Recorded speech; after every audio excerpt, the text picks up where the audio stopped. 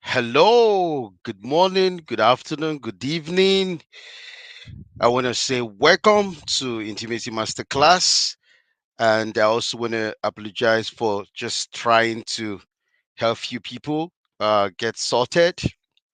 I'm so grateful that we eventually began right now. So I want to say thank you so much for joining. I'm really, really grateful. And I believe that your purpose of coming here will not be defeated. And I would just encourage you to just have an open mind and be ready to take action because that's the intention why we're having this masterclass today. So just put on the chat for me. Let me know where you are joining from. Let's see where you're joining from today, your city, your country. I would really appreciate just to know where you are joining from. Put on the chat. Let's go. Let's see where you are joining from. Please put on the chat for me where you're joining from this evening. And I know that we're going to have an awesome time today. Just put on the chat for me. Let me know. And also, just to be sure you're hearing me very clearly. Can you hear me very clearly? I should have checked that. Were you hearing me at all?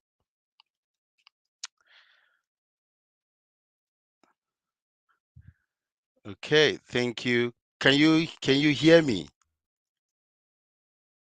Thank you. Can you hear me?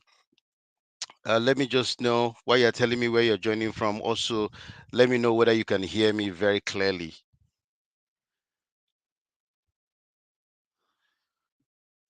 All right. Okay. Fantastic. Good. Oh, wow. Okay. Thank you, guys. Thank you so much. Thank you for joining. Thank you for joining. I really appreciate. I'm so grateful that you're here. Let me just tell me on the chat today how you feeling. How you feeling today?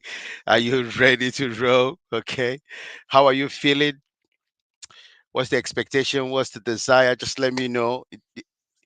How are you feeling today? Let's know on the chat.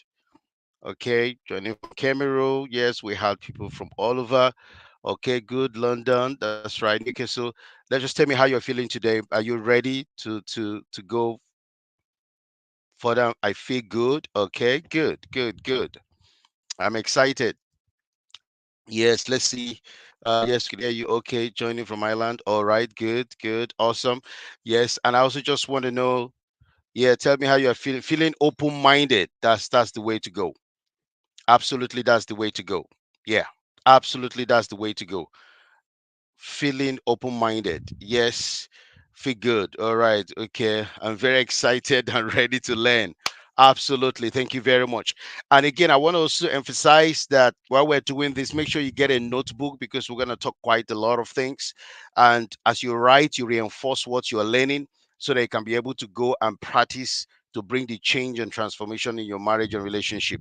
And I also want to encourage Toby and Lydia, put on the group. Please tell your wives, your husbands, tell them in the group that we are live now. Just put there we are live. They should click on the link. You can resend the link to them as well within the group and let them join because this is going to get really exciting this evening. I want to say thank you so much. Now, before we dive in, just to have some housekeeping, can you just tell me one thing that you are excited about your spouse? One thing that you are excited about your spouse. One thing, just put on the chat for me, please.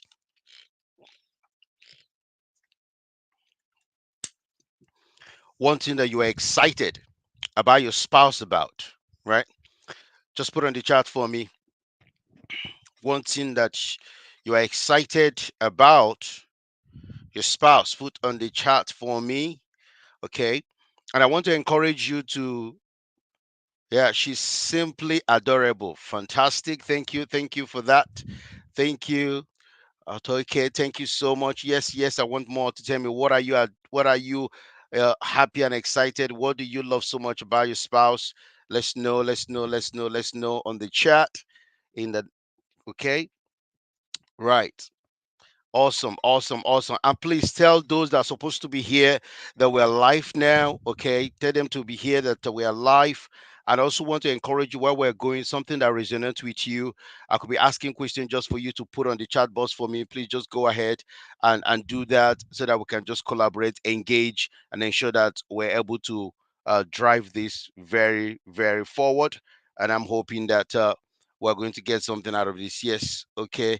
He's good listener. All right. Always attentive to every single detail. Okay. Good. Good. Good. Good. I want others. Yes. Just tell me. All right. Let's know. Let's know. Let's know. Let's know. Okay. Yes. Let's know. What are you excited about when your spouse comes into your mind? What that you are excited about your spouse? Okay. Awesome. Right. Good. Good. Good. He's my best friend. All right. He's kind. Good. Good. I love that. I love that. Okay. And make sure that they are here. Go and tell them and nudge them that we are live now. They need to be here so that they can, they participate in everything that we're going to do here today. All right. Participate in everything that we're going to do here today. Yeah. That would be so, so good. That would be so, so good. Okay. That would be so, so good. Right. Awesome. Okay. Good. All right.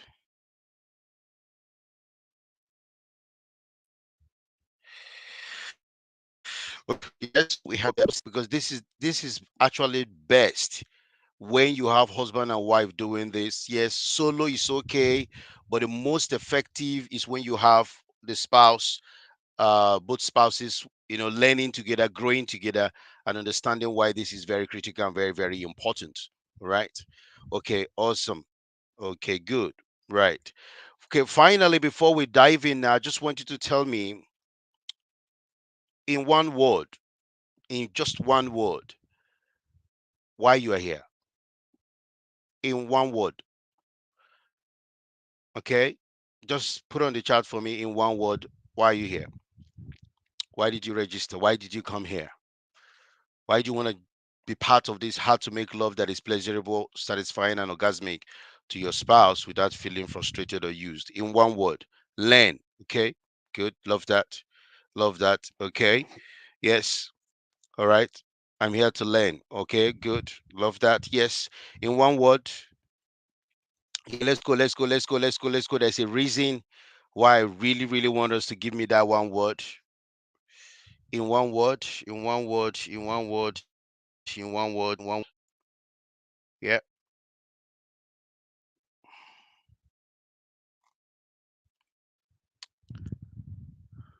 okay. Curious, all right. Learn, unlearn, and relearn. Oof, I love that one. Yes, learn, unlearn, and relearn. Yes, want to learn. Okay. Awesome. Fantastic. Awesome. Awesome. I love that. Fantastic. Good. Okay. All right. Okay, let's get on with this now. Just share.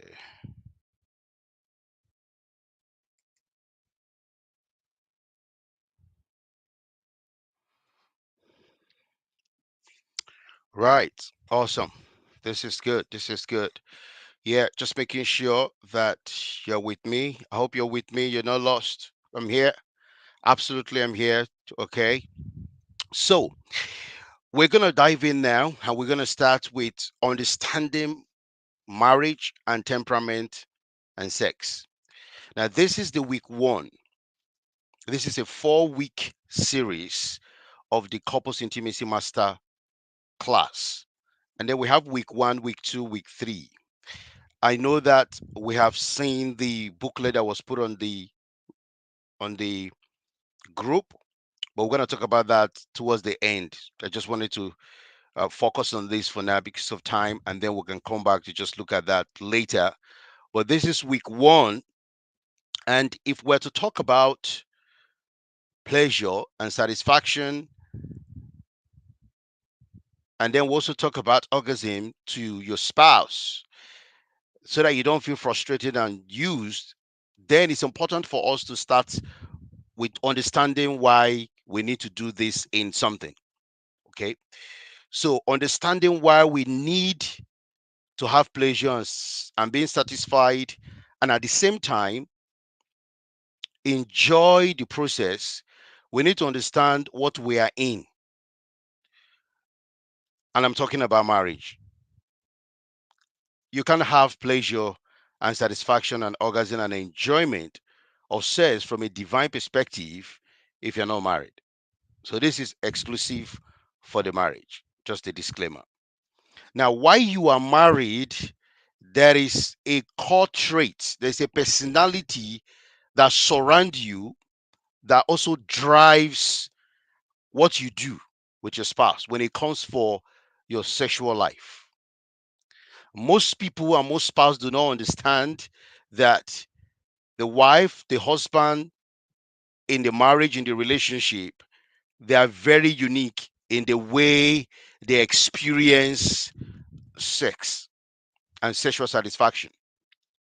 And as a coach, I know very well for sure, and someone that is married for more than 14 years, I know that if you don't understand this fundamental, you're constantly going to have problems, issues, and things are just going to be boring and eventually dry and sometimes non existence because of that fundamental lack of understanding.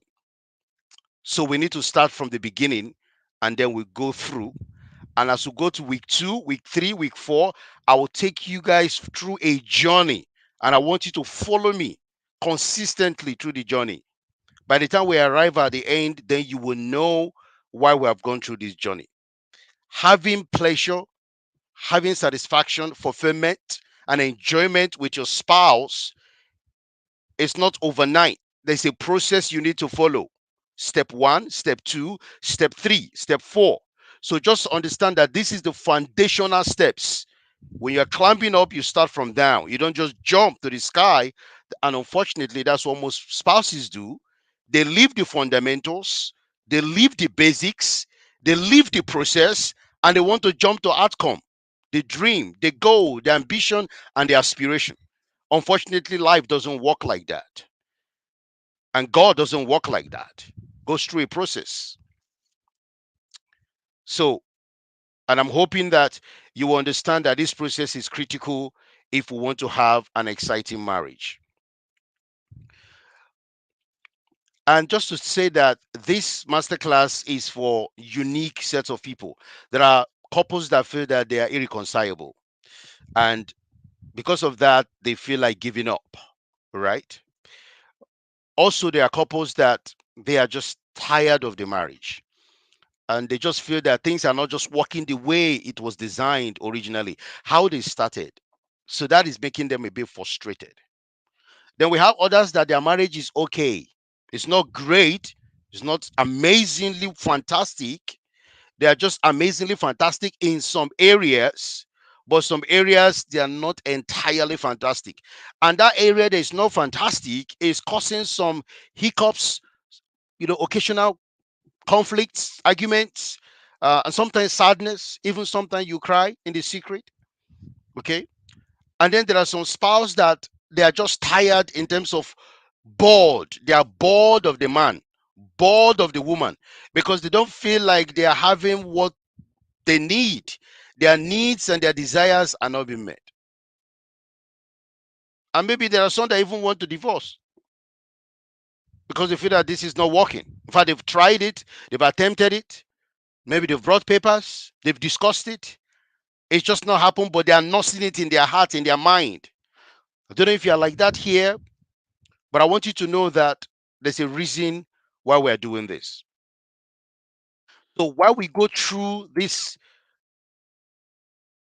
presentation today, and just to understand the fundamentals that we need to be careful about, then we need to look at that true understanding of what marriage is all about. And please, I would just encourage you to be real to yourself and be very practical about the whole thing. And we're going to look at what are the criterias. and why is God important in your marriage, in your relationship. And we're going to look at the scourge of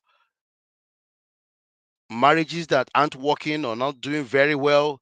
What is happening in our society today? We're going to talk about, yourself, your self discovery, who you are, and how you can approach your marriage. Also, we're going to look at where are you in terms of your stage or the time frame of your marriage. And by understanding that, you might just avoid some unnecessary issues. And then we're also going to look at purpose. And we're going to look at the fundamental relevant why marriage is important in your marriage. So let's look at part one. Here, I just want to say this because most times you need to understand why you are doing what you're doing. Now, some people here might know me, some might not, but it's important that I let you know what drove me to doing this. Because doing this is not just because I want to, there was a reason behind it. You don't become something, you don't change, you don't start something, or God never created or just by creating it for fun. That was a reason. So where did the journey us? Very quickly, this is my elder sister. Her story is very, very sad in a way. But that's the condition of most people. But I like to share this just to let you know that regardless of where you are in your marriage relationship, if you take what I'm about to share seriously and you take your relationship seriously, then you are going to deliver yourself from some unfortunate fate. Now, this is a woman that was ambitious, very serious, and she just wanted to live her life just like every other person. She was a journalist and a lawyer and was doing very well back in Africa. But in the process, she fell in love, just like most people do. And as she fell in love, she felt that what she had found is true love. But in the process of finding this true love,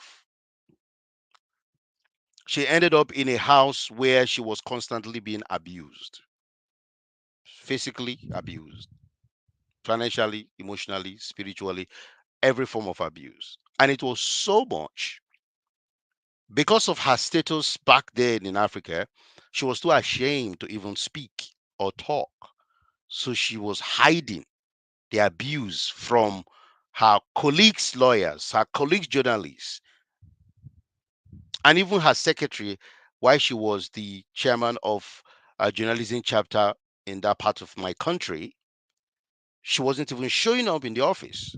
And everybody was worried. What's happening to this woman? Why is she occasionally canceling her meetings and not traveling? But because she was going through so much pain. Unfortunately for her, they tried to reach to her, they couldn't. And then they reached my family. By the time my family went to her, they realized that she was seriously abused. And before she could just get herself, at least out of that place for a while, she had a severe stroke. And the severe stroke was so chronic. It was just so bad. And they flew her to another country by the government of my state in Africa. They did everything they can and they could for about 3 months. Unfortunately, the doctors have limit. So my sister was brought back in Africa and she died one evening after eating because it was just too much for her to bear. So when she died, and I know it was abuse, it was bad marriage that caused it. So I wanted to find out why. Why can't people live together in peace? Why is it that a man and a woman cannot find a way to compromise and align to have a good life together? Why would people start in love, in commitment, in excitement, and suddenly the same marriage that even when they watch their marriage videos, you can see how she's smiling, very happy, and the woman as well is just full of joy. And the man is smiling and happy, and look at the relatives, the parents, the witnesses, and the whole pictures, and everything was just amazing. How can people go from that to literally hitting their spouse, fighting, sometimes really abuse, like damage their spouse so much. How do you go from love to hate? How do you go from happiness to destruction? How do you go from this excitement of being married to a place whereby you don't even want to see your spouse? Because if you see your spouse, you feel like killing them. How does this happen? What's the physiology behind this? What's the psychology behind this? What's the neurology behind this? What the spiritual reasons behind this? What exactly is going on in the life of that man, that woman, that becomes toxic after 1 year, 4 years, 10 years, 20 years, 30 years? What happened to the man? What happened to the woman? But they say they're going to live together for the rest of their lives. So that drove me to into what I'm doing today. And as a result of that, I was able to discover how to help couples and how man and woman can live so they can have a life together. And that is how I realized that most marriages that are falling apart, most marriages that are being destroyed, and most people that have passed away is because of ignorance. And that led me to writing the book, What Can I Do to Make My Marriage Work? And then the love framework and so many other products that came out of that exercise. So you can see very well here that it's not the plan of God from the beginning that you should be ignorant. But do you know that ignorance is a choice? There are people that saw this program, they need it, but they just don't want to do anything about it. It's a choice to be ignorant, it's a choice not to know anything. It's not demonic not to know nothing, it's not village people. You choose not to know anything, not to help yourself. But we are designed to grow, we are designed to change. So if you're not growing and changing and adapting and getting better every day in your marriage, something else is happening to you. No wonder when Jesus came to the fig tree, he expected fruit.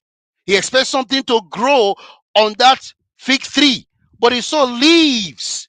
And he was fascinated. I mean, he wasn't happy because he was expecting that this thing should be doing well.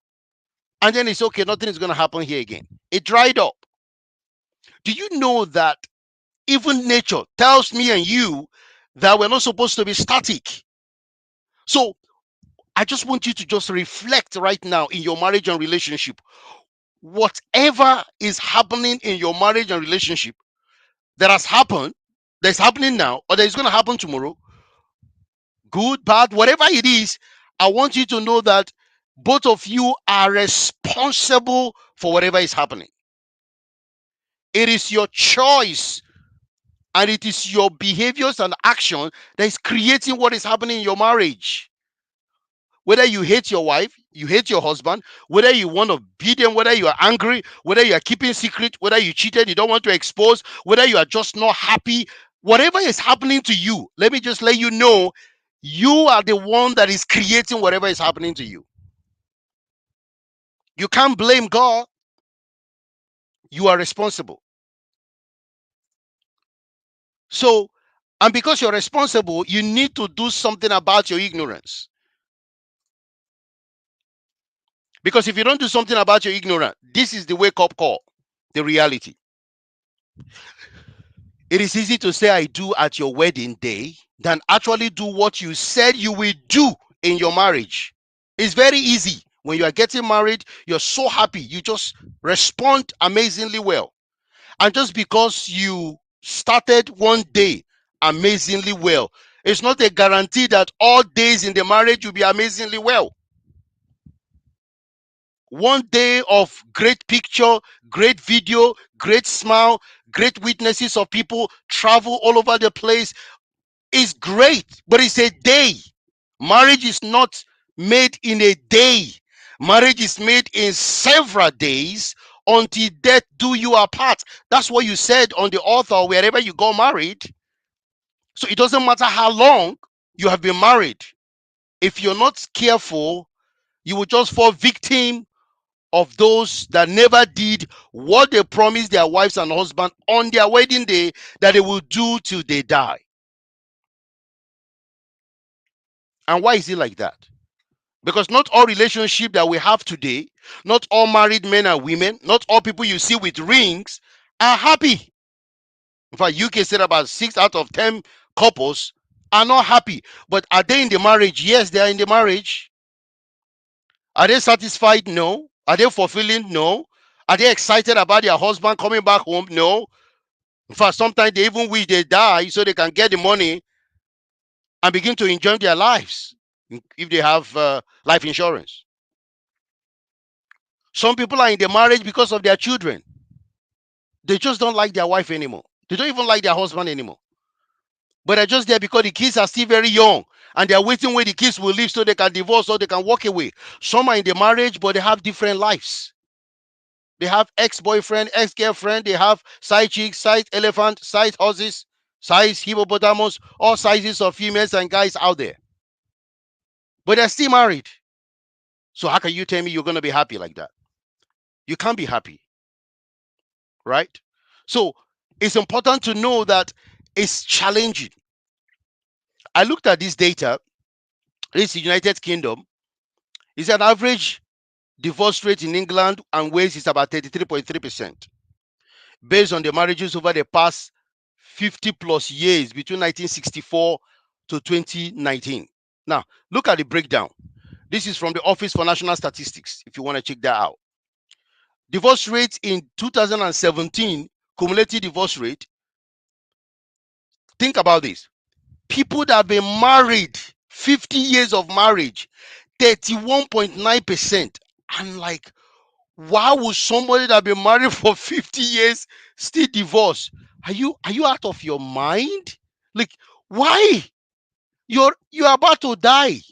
You're about to leave the earth. Why are you divorcing after that time of marriage? What about 30 years of marriage? 43.6%. Wow. That is scary.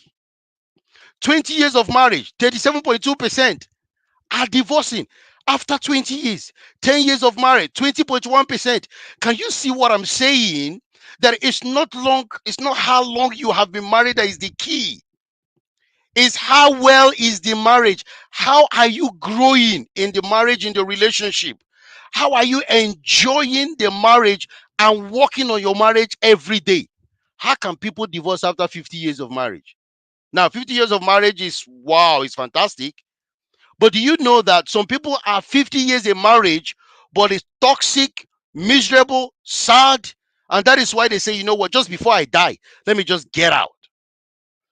Some other people are celebrating anniversary of 30 years, anniversary of 30 years of pain, of misery, of abuse, of toxicity, of sadness, and then after 30 years, say, no, I'm done with this.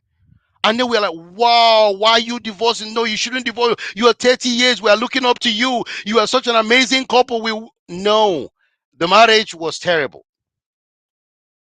And the reason is simply because they were not working on themselves.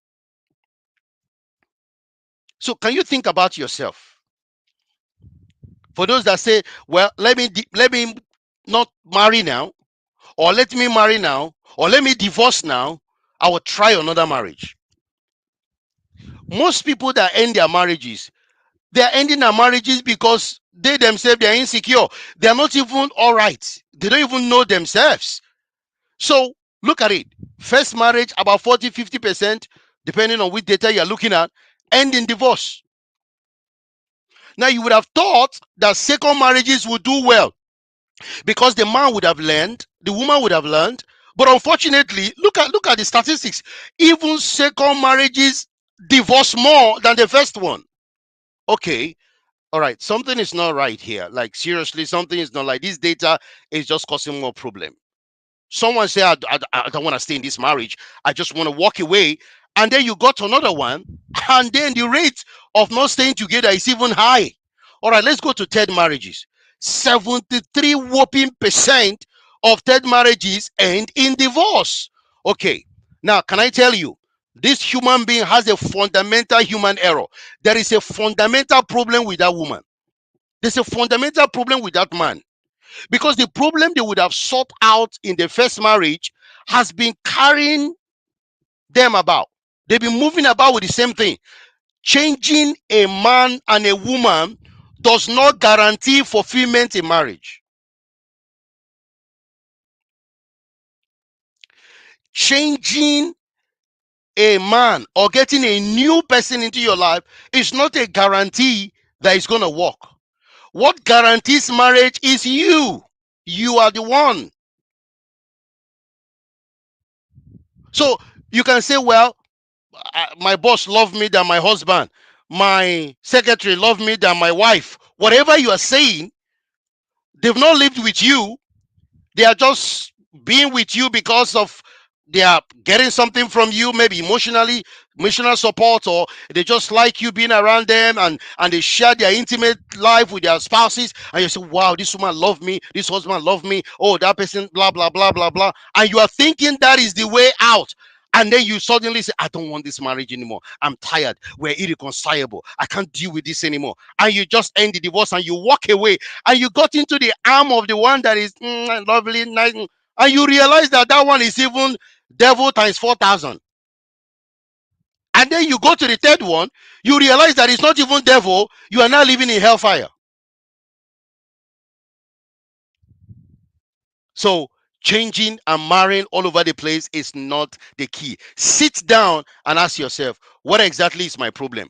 Most marriages that end, this is their problem. One or two or three of these things is their problem. And instead of them resolving it, finding a way to move forward, they didn't do anything about it. And they wonder why things are like this. These things does not make marriage exciting. These things does not make marriage wonderful. These things make marriage like a pain. Now I want you to put on the chart for me. From what you're seeing on this on the screen, what is the most common thing that you see affecting marriages today? Not possibly yours, but just put on the chart for me. What is the most common thing that you see affecting marriages today?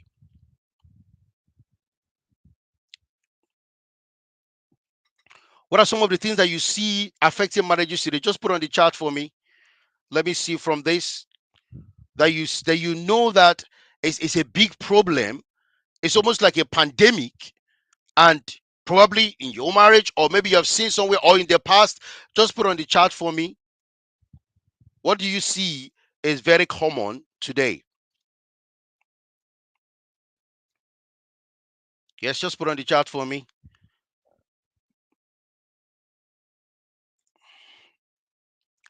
Okay, we have no sex. Okay, thank you.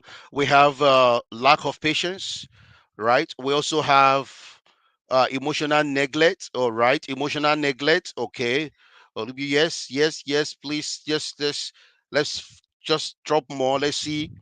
Wow, I love that one. No sex. Yes, that is a big problem. Emotional neglect is another big one. All right. And most people are going through that challenge as well.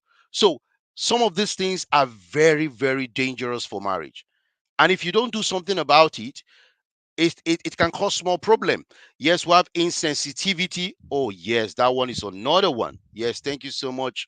Beyond, yes, absolutely insensitivity. Okay, right now let's look at other ones as well. See, this is one of the things I found out, and when I saw this data, it really troubled me a lot. Many religions today in the world, they have different reasons why they are parting ways. But can you imagine the religion that we call Christianity, practicing the way of God, we are leading in the departure instead of staying in marriage, working it out. We're actually leading in those that are ending and dissolving marriages and relationships. It is a sad thing to say, but that's the reality. Thank you. So you can see Infidelity, lack of trust, radical feminism, pride and ignorance. All these things, they accumulate to cause marriages and relationships not to flourish. And these are some of the top reasons why those that call God's name are not even able to keep their relationships. And do you know that even in the Pentecostal, in the Christendom, the Pentecostals are the mostly divorced among the Christian faith? How sad is that? Just think about that for a minute. Christianity is supposed to lead, the followers of Christianity is supposed to lead in this aspect. They're supposed to lead in this aspect. But if we are now the ones that are literally leading in ending marriages and relationships, how do you expect the God that sent Christ to die for us, how do you expect him to feel? That even the atheists and all religions that we know that Christ is the way, the truth, and the life to God. And that's my belief. Others can have different views. Okay. I'm not imposing that to you, but that's my belief. That's my view. But can you imagine we are not doing well in showing the world what marriage is all about? How do you expect God to feel if you are leading in ending what God cherished, what God instituted? That is sad. So, what is the reason? We've seen some adultery, money problems, addiction, conflicts, communication problem that we've been listing here, lack of trust, insensitivity, emotional whatever it is. This is not God's plan that will be leading in this path.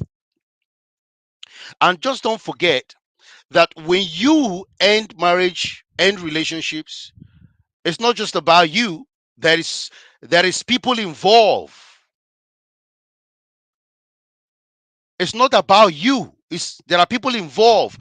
There are children involved when a marriage and relationship ends. And I looked at a figure from the Office of National Statistics in the UK, where they looked at children that their parents divorced from 1962 to 2017, between the age of 2 and 17. More than 50% of those children are in a mental institution or have one mental depression or the other. 20% of these children went to prison.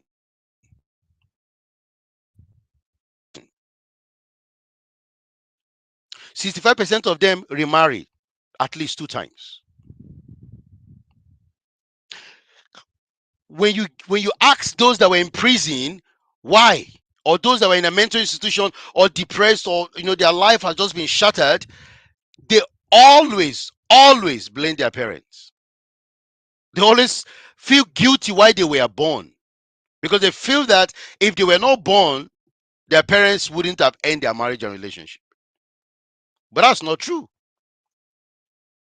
So you can see the impact of your decision and your plans to have a great life with somebody else, or to end something that you started well, but because you're not able to understand yourselves and work things out, you think that it's just all about you. And I'm sorry to say there are those that might be here that it's already happened. I read a data recently in America where they were asking thousands of those that have been divorced, that now that they are divorced, if they had therapy, or went through therapy, or went through counseling, and actually did what the therapy said, they wouldn't have divorced. And it was a whopping 67% of divorcees regretted their divorce. That's a serious number. So let's not be celebrating divorce like it is the will of God. Let's not make it like it's something that we can go to the shop. Yeah, what do you want to buy? I want to buy divorce, please. I want to buy divorce. You want to shop for divorce? Yeah, I'm shopping for divorce tomorrow. I want to buy divorce. How much is it for? Oh, you don't need to pay. There is no for divorce now. It's so free. Yeah, you don't even have any reasons. Just get the form online, pay a couple of pounds, sign the papers, and just send it. I mean, yeah, they're gonna process it. Yeah, it's very easy to buy divorce now. Yeah, things government have made it so easy now. You can just divorce whenever you like. Wow.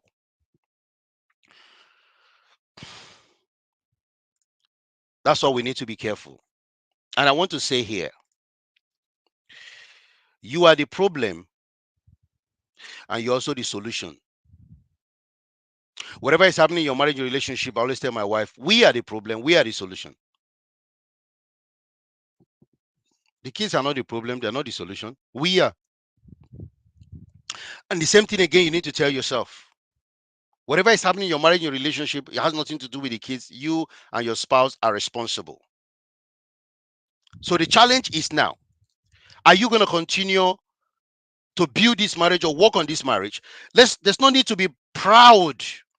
Humble yourself and just let God help you. Obviously, I'm not saying you should die in marriage like my sister did. No, that's not what I'm saying. But what I'm saying is that if my sister knew what I know now and what I'm sharing with you guys, she would be alive. I believe that.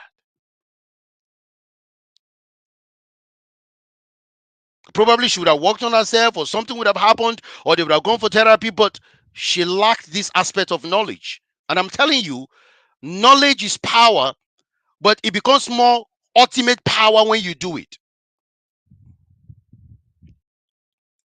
This is very, very important.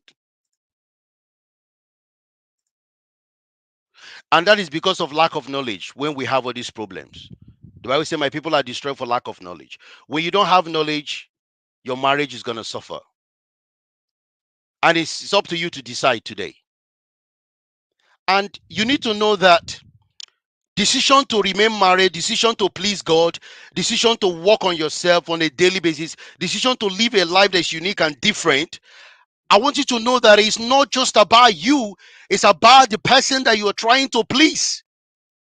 If you just please your spouse and your husband, you will just decide to just walk away any day, any time. But if you know that it's God you're pleasing, if you know there's someone bigger and stronger, highly intelligent that placed you there, then you are answerable to him. He's expecting you to work on your actions, your attitude, your behavior, your lifestyle. He wants you to be better as a person, because God never brought you together to just destroy yourselves, like self-destruct. That's not his plan. So, knowledge, mentoring, being in a group, walking, reading, doing the homework is very critical to maintain that high level of optimal performance in your marriage and your relationship. I wonder why we are so knowledgeable in, maybe in the medical field, in IT, in law, in engineering, in fashion designing, in food technology, in whatever you're doing. You're so knowledgeable. You write exams, you go for courses, you travel to different countries in the world, you pay 2,000, 4,000 pounds, you go to universities, you do PhD, you do 2, 3, 4 masters, you do undergraduate, you change your career, all just to get money, or just to buy more houses, or just to get more savings, or just to take your children to private school. But yet, you can't invest in your marriage. When it comes to your marriage, you are not interested. But yet, you are buying cars, you are changing cars, you're spending money on holidays, expensive jewelries, expensive sofas in your house, taking the latest mobile phones, 2,000, 4,000. 1,800, 7,000, 700, whatever it is that you're spending money on. But when it's time to invest in your marriage, you don't want to. Then how are you going to enjoy marriage when you are not investing in the marriage? You have time to read your books to pass your exam because you want knowledge, you want increase of salary, but you don't have time to just read books on communication, to know how to talk to your wife, to talk to your husband. You are always talking things that just make your whole house collapse, and you say you don't want to read. I'm not interested. I don't like to read all these kind of books. That is pride. I'm so sorry to say, you are so proud of yourself. You don't have time to do something that will help your marriage grow, but you have time to do something that will give you whatever is giving you. Then people outside know you as this amazing man, amazing husband, beautiful woman, this and that. Your colleagues, your office, your purpose driven communities, everybody know you.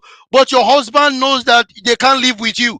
Your wife knows that you are such a horrible, dangerous, mean, hypocritical human being, because we don't see you, but she sees you. We don't see you, but he sees you. And then you show us outside on Instagram, on social media, on TikTok, on Twitter, and you give all the, and you know what you are doing to your wife. You know what you are doing to your husband. Instead of you to change and be better, you are pretending, showing us pictures that is fake. That is not real. You know that you need to solve this infidelity problem, this pornography problem, this addiction problem, this lack of trust issues. You know you're neglecting your wife, your husband, your children. You know you're supposed to do more. You're not proactive. You're not helping in the house. You're not doing anything. You're just a king that is a troublesome king.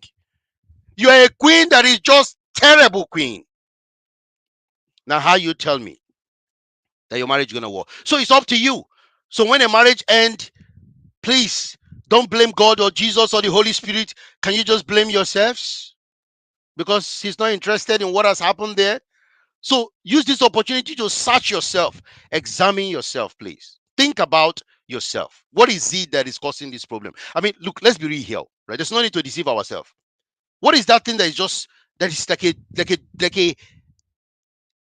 dead end in your marriage, in your relationship? What is that thing? What is that thing that is just bugging you? What is that thing that you guys are not able to fix? What is it? What is that thing? If you open your mind in these 4 weeks, you will resolve that issue if you're willing. So now, how do we actually begin to understand this marriage to help us to know what is this one thing that can make our marriage work? So just put on the chart for me, what is the number one criteria for marital satisfaction? Just put on this chart for me. I want to know, what is the number one thing,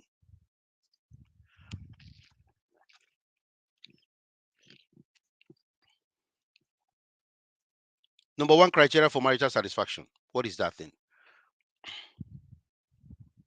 Put on the chart for me. What is that thing that if you can get it right, regardless of whatever is happening in your marriage and relationship, things will begin to change? Just put on the chart for me. What is that thing?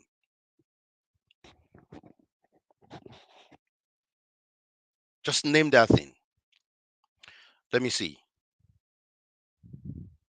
What is that thing? What exactly is this one inevitable criteria for a marriage to work? Just put on the chart for me. Let's see. What is this one thing that is so critical and so important that if you implement in your marriage and relationship, okay? Self check. All right. Thank you, Ben. Self check. Self check. Be humble. Okay. Proper communication. Right. Communication. Okay.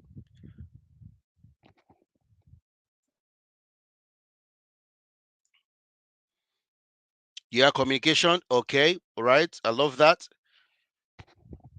Effective communication. Wow. Okay. We're having a lot of communication there. Right. Okay. Emotional intelligence. Woo. I love that one as well.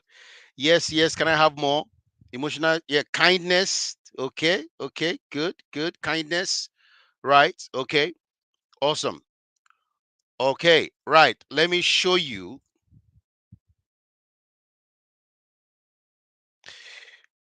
All right. I know that would have surprised you a bit. Everything you have said is good.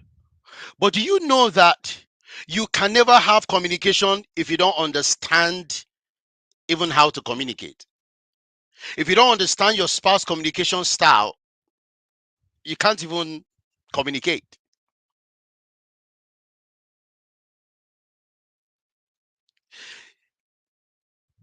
If you don't know your spouse and understand your spouse, It's difficult to be kind to something you don't know.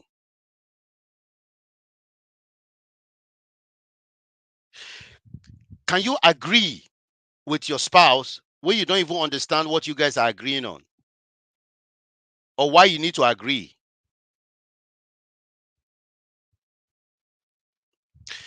So, understanding is the key, the focus.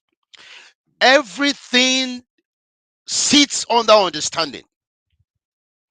The Bible says that wisdom is the principal thing, but in all thy getting, you should get understanding. You get wisdom by understanding a knowledge first. So you have knowledge, understanding, and then wisdom. Because you can't apply what you don't know, you can't respond to something you don't know. The only way you can apply proper wisdom is by understanding the knowledge you have. So you can see we have three different things. You have knowledge. There are spouses that don't even acquire knowledge about their spouse, even knowledge about themselves. They don't even know any simple data about their spouse, about their own marriage. So there's lack of knowledge. And if you don't have proper knowledge, you will have dysfunctional knowledge. And dysfunctional knowledge will lead to dysfunctional understanding.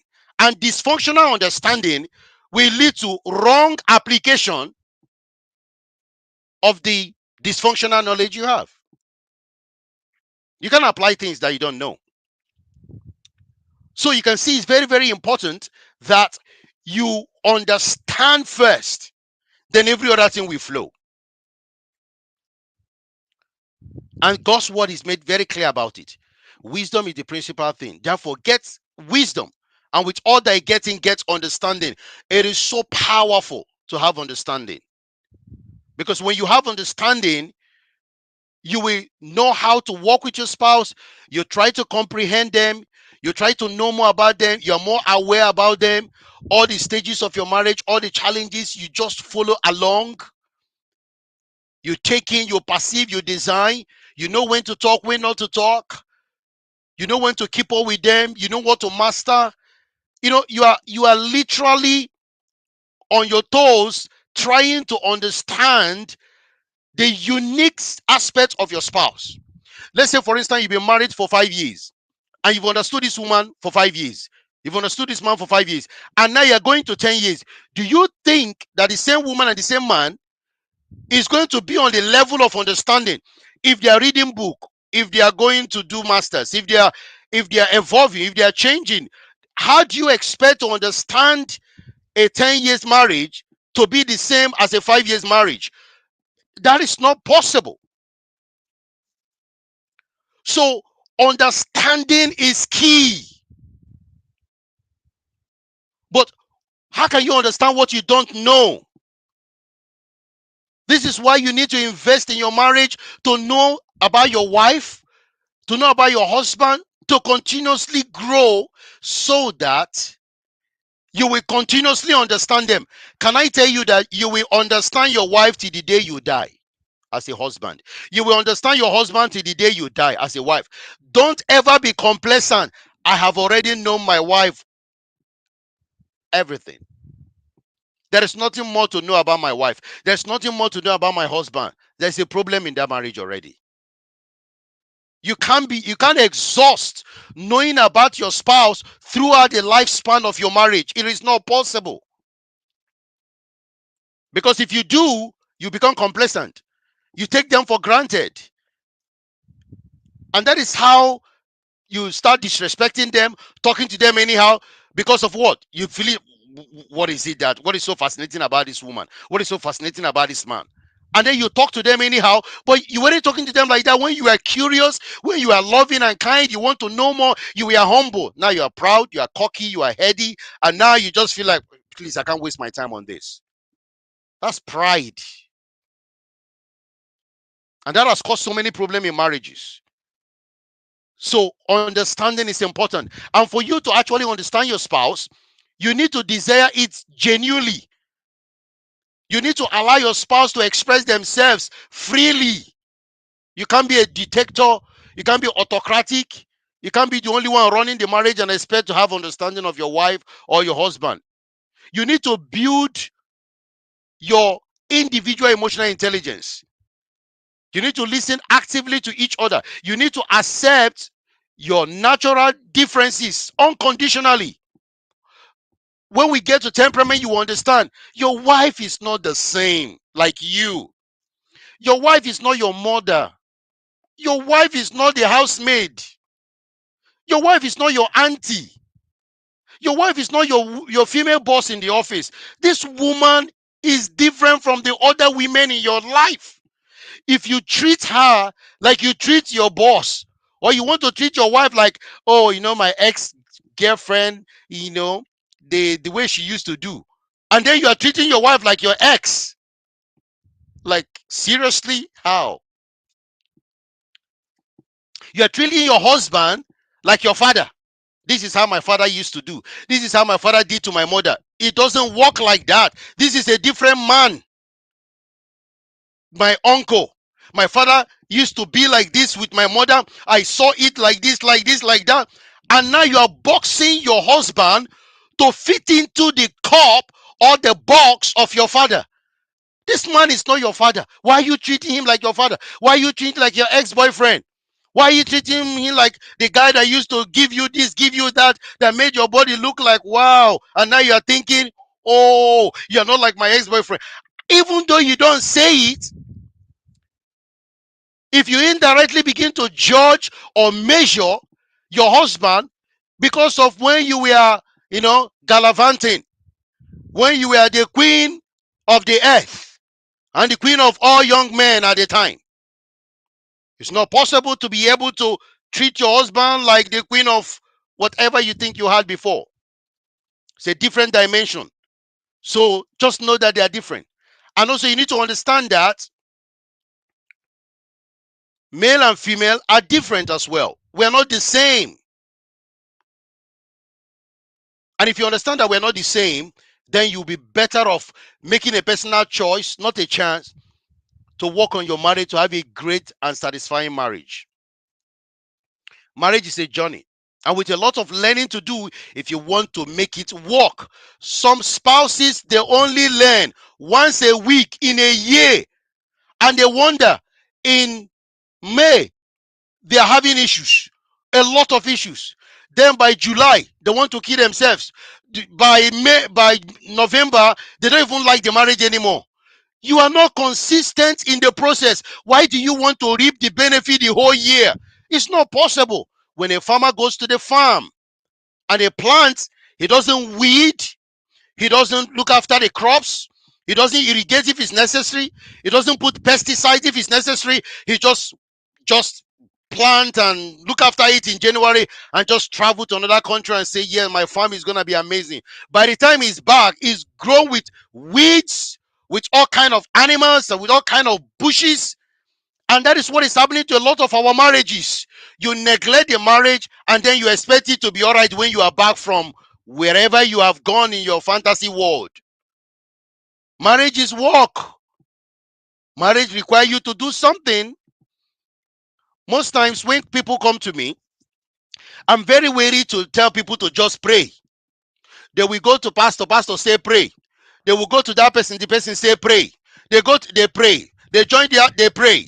They pray. It's good to pray. Oh, I love prayer. Oh my goodness me. I love prayer. And I love Jesus and I love God. But do you know how much I see people that just pray, but they never do? Even when you're trying to help them, they will prefer to go and do fasting and prayer, and they will speak in tongues, and they will pray, they will sweat, they will go to the mountain, they will give prayer request, they will join the women group prayer and the man group prayer, prayer ministry of the heavens, prayer deliverance of the evil spirit, prayer coming back of women ministry, prayer men coming down to heaven, prayer angel Gabriel. They pray, but they never do. They just keep praying, they never do. So I always ask, why do you pray and you don't do? It's the doing that gives you the result. Faith without work is capital debt. I personally know that for the past 14 years of my marriage, Yes, there have been ups and downs and challenges, but there's something I've come to understand. As long as I want to please Christ, and as long as I want to be authentic to myself, and as long as I am willing to humble myself to do whatever it takes to make sure that God is happy with the marriage. It's not about my wife alone. If God that is going to judge me as the head of this home, God is going to hold me responsible for whatever is happening to my wife and children and in my home as a man based on my role. Do you think that I want to stand before this great, mighty, supernatural creator and just behave like I don't know what I'm doing? This is where I want to challenge some people. What is your Christian conviction? What is your Christian value? What do you believe? Because your belief drives your actions. Your belief drives your behavior. That is my belief. So it's not about my wife. If I can please God, I can live in the principles of God, principles of the scriptures. I can abide by following that way that He has set for me. My wife is gonna reap the benefit. Like it's automatic. She have to reap. And if she does the same, I will reap as well. So the marriage is not just about us. There's a third party there. His name is called God, capital God. So I'm not just gonna upset him and misbehave just because my wife don't want to act in a particular way. The God factor cannot be de-emphasized or overemphasized. It's critical. That is my belief. I don't know what you believe. So whatever is happening in your marriage and relationship is probably based on what you believe. If I do that, I will have a great marriage. And now that brings me to actual understanding. And God said that it is not good that a man should be alone. I will make him an helpmate. You see, what's the origin of marriage? Where did it all started? What exactly are we doing here? Why am I here? Why am I married? Who made me to marry? Who even gave me the desire to marry? Why do I like my wife? Why do I want to have sex? Why do I want to have a female in my life? Why am I interested in having kids? Why do I want a family? Where did all these things started? Is it based on Big Bang theory? Is it evolution? Is it so-called universe something? Is it galaxies? Is it from my village? Is it my dad responsible? How did I come into this union? What is driving this? You need to ask yourself some difficult question and then get the difficult answer and then do the difficult thing and then you have great marriage. I don't believe that marriage came from anything outside God. So my working in intentionally in my marriage is directly proportional to my belief in the creator and the owner and the founder of this thing called marriage. So if truly you are married, this is how it is. A man will leave his father and his mother and will cleave to his wife, and they shall be one flesh. It's as simple as that. But we just complicate this thing. Look, there's a model God has put together for us. You came from a family, isn't it? Now you are matured. You're not a baby, you are matured. And maturity, unfortunately, many people are mature, but they're not emotionally intelligent. Maturity means that you need to continue to work on yourself so that you can be better at different dimensions as a human. But you have to leave your father and mother to cleave to your wife. How can you be married and your mother is still, you are still sitting on your mother's laps? How can you be married and your mother is controlling your marriage? Your mother makes the decision, but you're married. What kind of marriage is that? So you didn't leave your father. You are still using one hand. You're still using one hand. You're using one hand to hold your mom and your dad. And you say, Mom, no, I can't let you. Mom, I love you. Dad, I love you. Stay. And your wife is saying, I'm here. And the husband is saying, I'm here. Yeah, I know you are here. I know, yeah, but you know my mom. You know my mom. You know what she's like. You know, I'm sorry. I need her to tell me what to do.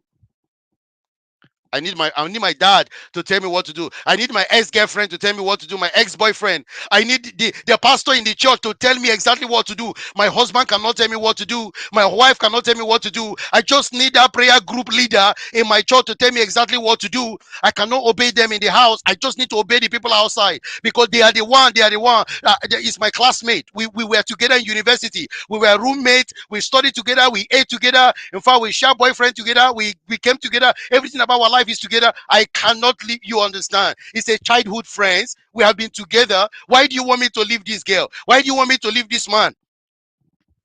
Seriously? And they're influencing the marriage. They are directing the affairs of your marriage. And you're telling me that you are married?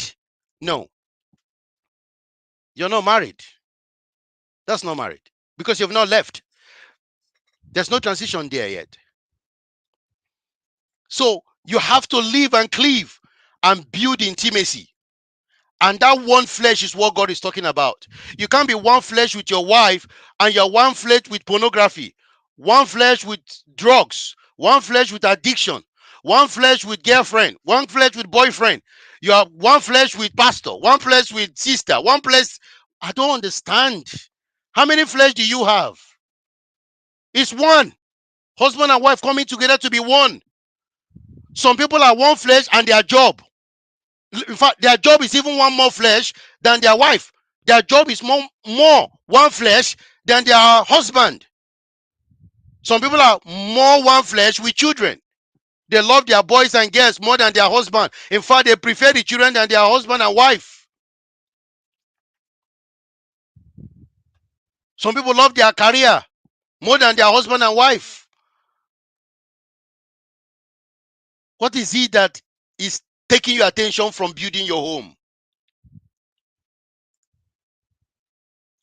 Marriage is a lifetime commitment. It's not a hotel where you check in and check, and when things doesn't go according to your way or expectation, you check out. That's not marriage. In fact, can I tell you that marriage is death to self? Okay, let's get back again. Let's get back to this. Marriage is death to self and resurrection to a daily life of selfless and sacrificial service to Christ by serving your spouse unconditionally in consistency, rather. See, there is no way you can have a great marriage if you are not dead. See, I'm speaking a spiritual language here, and I'm hoping that you're following me. What makes you not to love your wife or love your husband? What makes you not to work on your marriage? We call it self.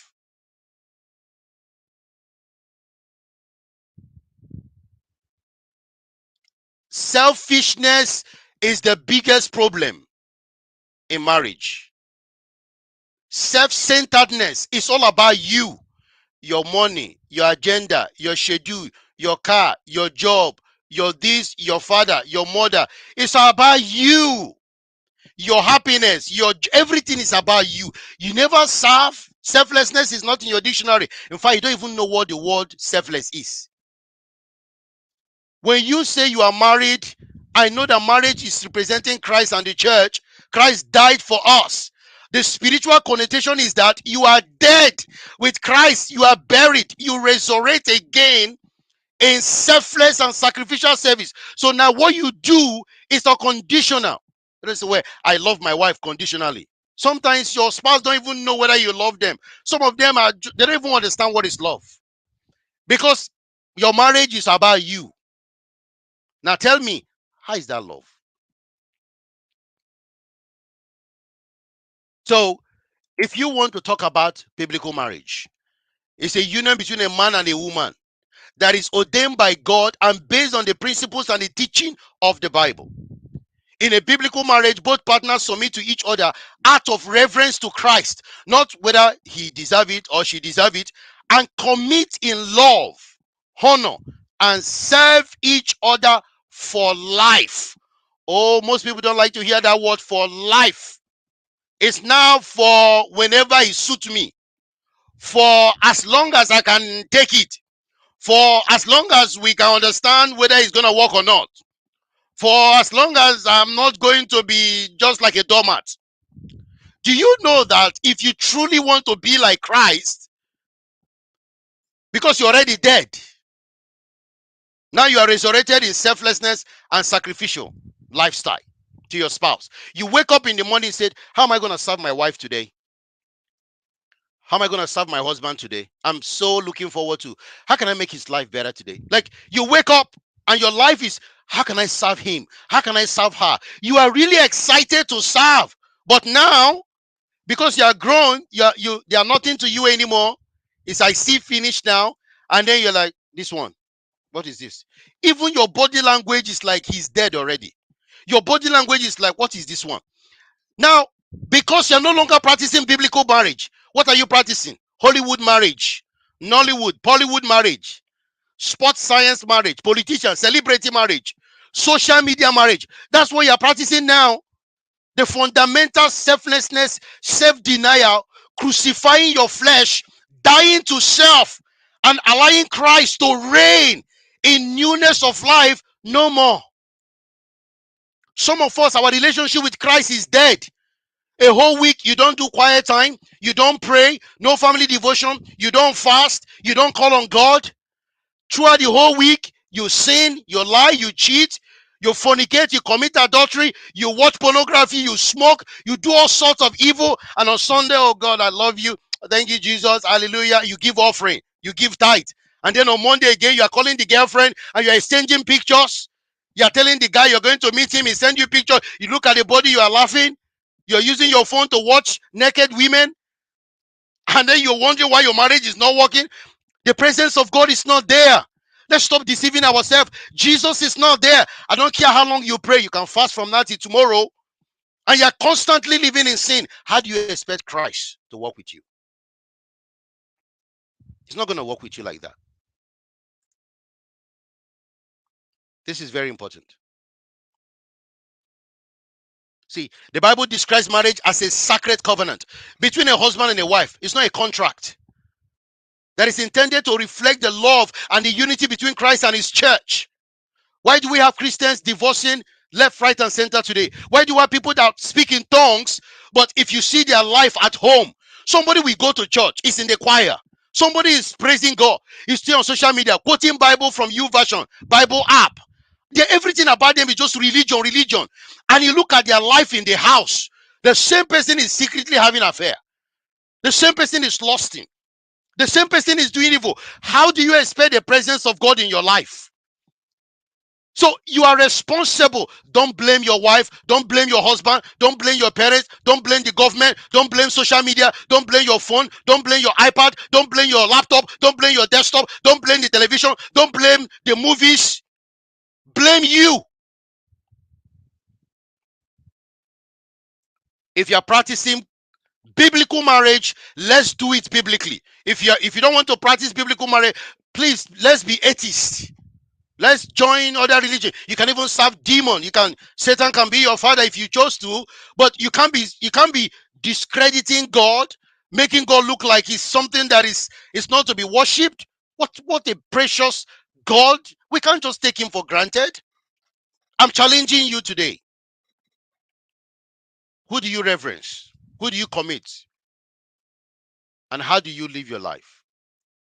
So this means that biblical marriage should be approached with reverence, commitment, and understanding of the roles and responsibility of both partners. Now I'm going to talk about roles and responsibility from a biblical perspective. I'm not going to do it from a psychological perspective, anatomy, physiology, social media perspective, Nollywood perspective, Nigerian perspective, African perspective, Western world perspective, political correct perspective. I will not do it like that. I'm just telling you now. Roles and responsibility for me is biblical. It's as simple as that. And then dynamically you work things out. But I'm not gonna say celebrities are the roles, how they do their marriage is how I'm gonna do mine. The West, how they do their marriage, that's how I'm gonna do mine. The way Africans do their marriage, that's no, I'm not taking anything from anyone. I'm following the tribe of God, the tribe of Christ. So please don't be upset in case it's not politically correct the way you have been doing your roles and responsibilities. Now let's see this. And I put scriptures there for you to back it up. All these things where they teach it as well in psychology, it's been validated by science and research and all that. But this is very simple. No matter what the world thinks, no matter what the world says, no matter who has written a book, no matter who is so popular, so incredible, so amazing, they are not popular than Jesus. They're not popular than God. They never created the world. They are finite. Their intelligence is just so minute, insignificant compared to who God is. So I rather listen to God. And then if I listen to someone else and they link it to God, then I will listen. But if they're trying to bring their ideology, their own mind, their humanistic views, I'm sorry, you can't find me there. I'm not part of that. So look at the roles. Very easy, right? Simple. Husband as head. It's not the head for bullying, for biting, for beating, for abuse. Head of the household and should lead with love and self-sacrifice.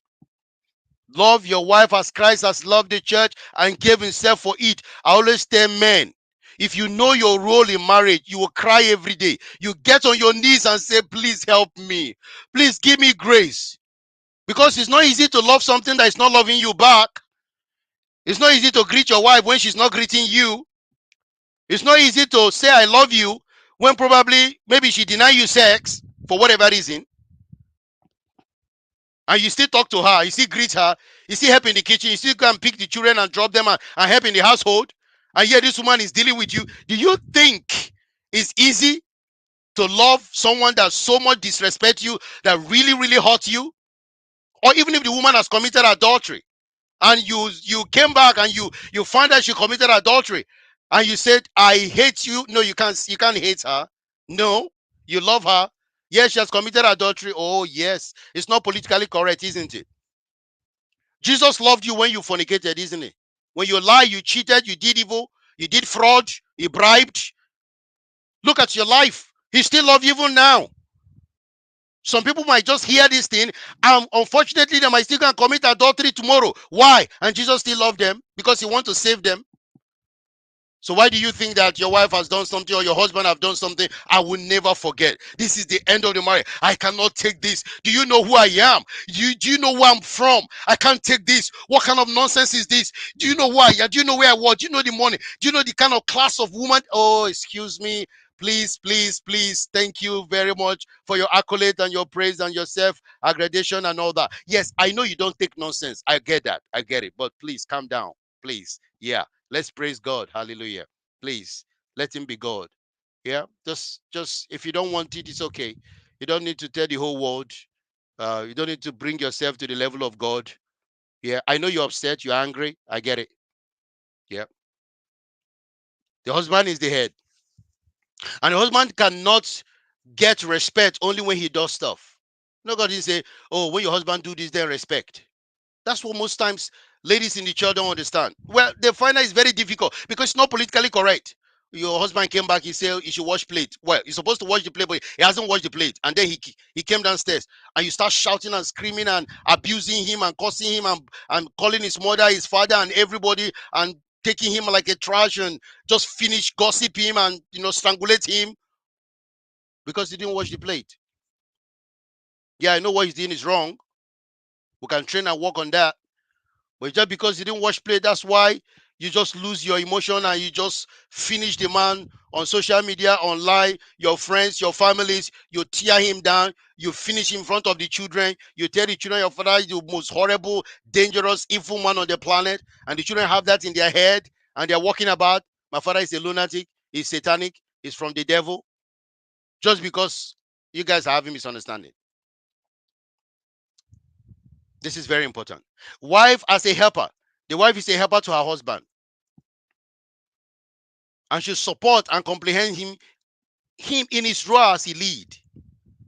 Both husbands and wives are to submit to one another out of reverence for Christ, not for themselves. Submission is not just one person that submit. Wife submit to husband, husband submit to wife. And husband don't use submit and put the woman in bondage like we are just started a new slave industrial new slave campaign in your marriage. He said, husband, love his wife as Christ loved the church, and should be willing to sacrifice for her. Do you know sometimes, you know, I've seen this thing in my marriage most times. I don't want to do this stuff, but because of the love of God, I just do it. You have the love of Christ. This is what I'm saying.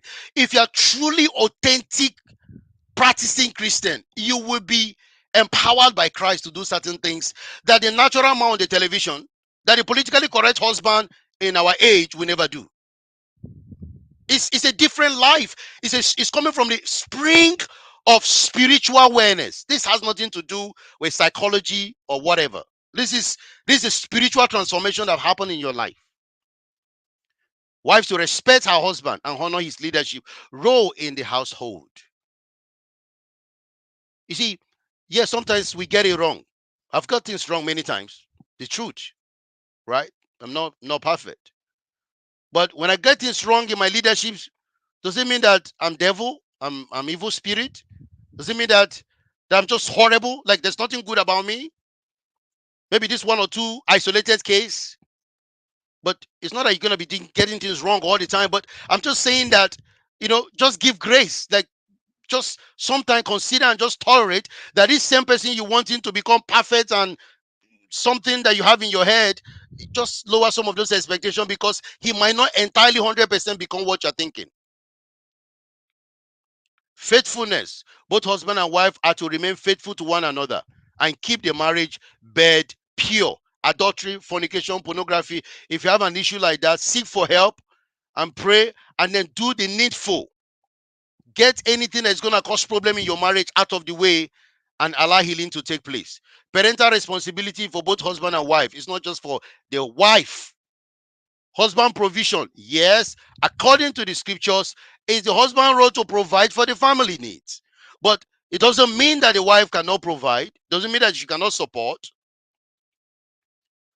It doesn't mean that the wife cannot support. It doesn't mean that the wife cannot work. And there are sometimes the wife earn more than the husband. It doesn't mean that the wife will start disrespecting the husband because now she's earning far more than the husband. No. You guys' money is your money. I will deal with that later. Let's not go into money now. Right? So, husband, it will be sad that a wife is working so hard and the husband is just chilling on the couch.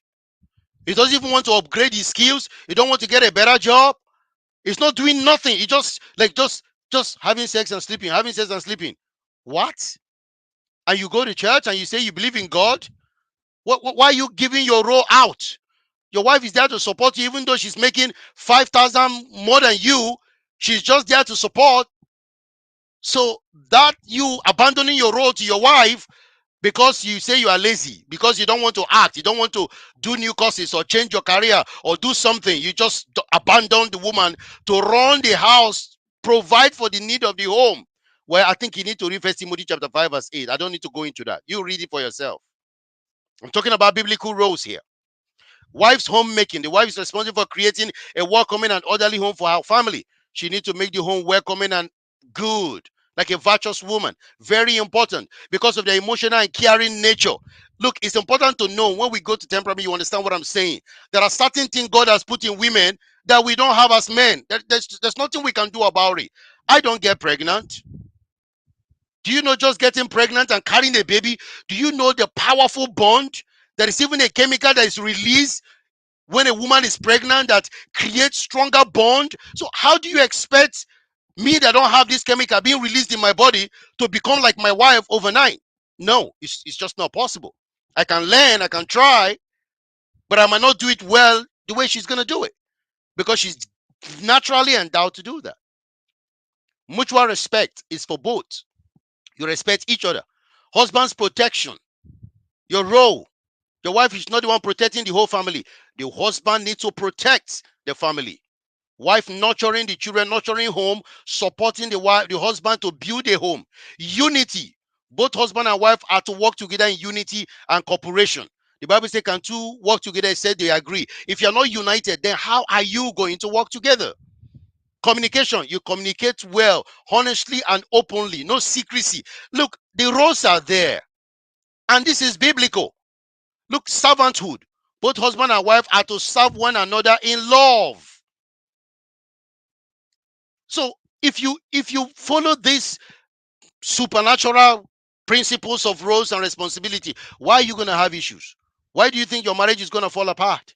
It's because we are neglecting this, and we have gone to follow social media. We have gone to follow politically correct people. We have gone to follow so-called people with extreme views. Our marriage is now being controlled by fiction movies, fiction books that we read. Somebody saying something with one quote and all that, and say, oh yeah, this I'm going to behave to my husband, this I'm going to behave to my wife. Or you join a particular group and they are saying this is how you deal with men, this is how you deal with men, and then you come back home and say, wow, I'm going to deal with my husband this week. Is that what you read in the Bible? Is that the way you're going to do your marriage now? Or say, I'm going to deal with my wife. You went to the boys and this one's, the way I talk to my wife, the way she can't try that. In fact, your wife is lucky that it's not me. The way I deal with my wife, you don't even understand. And then you come back home. You that was calm. Now you are dealing with your wife because your friends say deal with your wife. It's sad. So please let us understand that we're here to help each other. I always put this slide because it makes me remember, like in the old times, you see how the women are busy having children. Most of them work from home. They cook, they look after the home, they clean, they wash, they do laundry. They are so busy. And the man just go to work, like very clear role. But it's no longer like that today. See, women get pregnant, but they still go to work. Women look after children, but they still go to work. They have companies, they are CEOs, they have purpose. But the same thing they were doing those days, they're still doing now. The men are still going to work. So men still need to come and support in the other side. Men can cook as well. Men can look after kids as well. It's just that we can't get pregnant. We're not given that privilege. God knows why he didn't want us to be pregnant, because who knows? Imagine me, I'm pregnant. I don't even know how that child is going to feel. Because most times I don't even know what to do with myself. How much more I know what to do with a child in the stomach. So we are wired differently. So it's very important to understand the fact. Okay? And this is where I'm saying God needs to be at the center of this marriage. At the middle. The man and the woman must have relationship with God, and they must not live the humanistic way. Break the pride and the challenge you are having and get closer to God. This will help your marriage to thrive. This will help your marriage to be stronger, and it will give you guys the opportunity to build your homes even better. By sacrifice, by forgiveness, by humility, you can make your marriage work by following the teachings of the Bible. If you look at this chronological time frame, I like this because it's good to let you know where you are in your marriage. So on the chart, quickly, can you just put on the chart for me, where are you now in your marriage? A, B, or C? Just put on the chart. 0 to 5 years, A. B, middle years, 6 to 25. C, over 26. Just put on the chart for me quickly. Let me know, where are you on your marriage journey?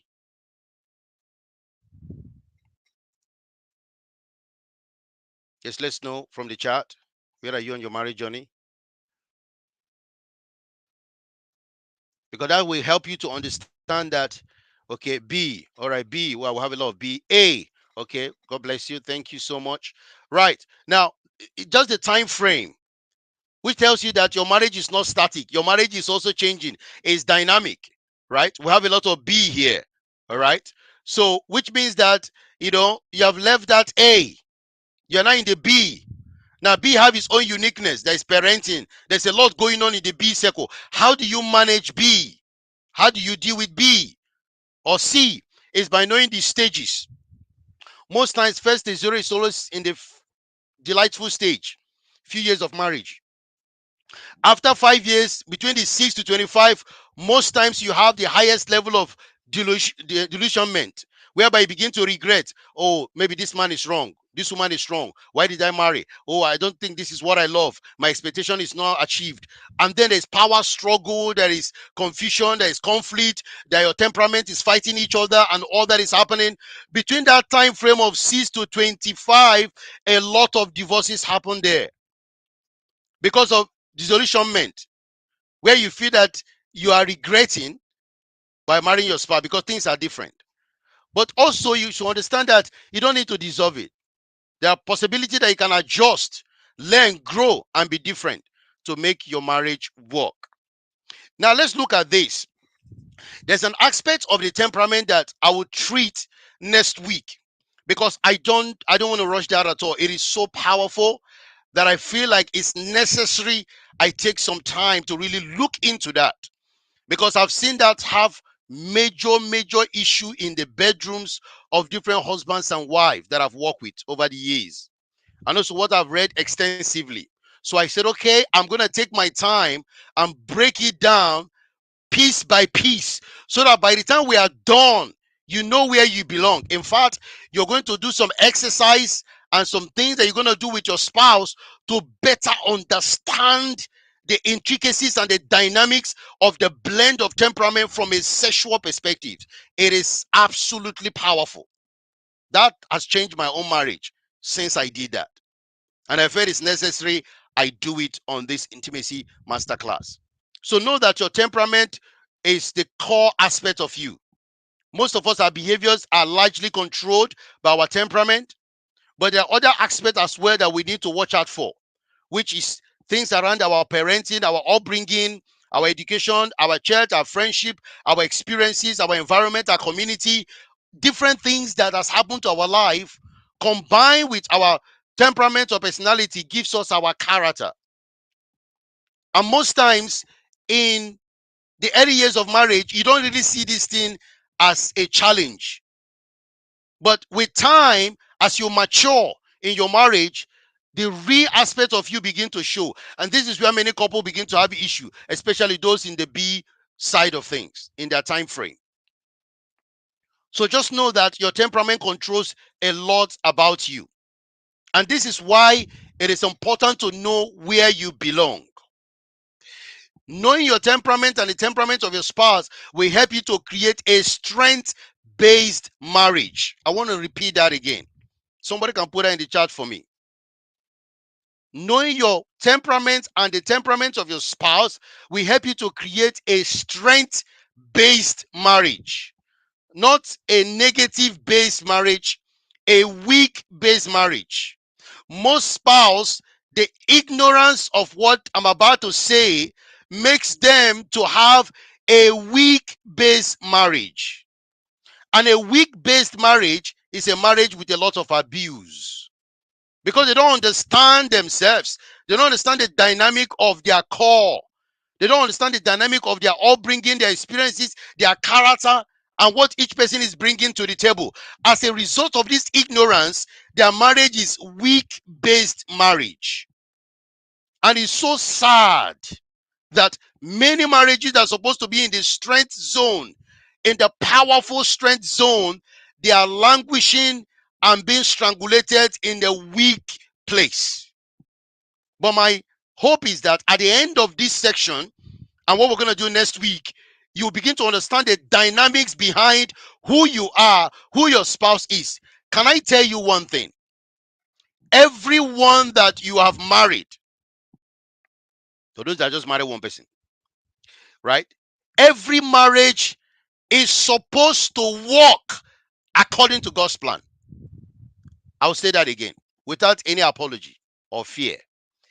Every marriage is supposed to work the way God has planned. But guess what? Majority of the marriages are operating in a weak zone, hence the divorce rate.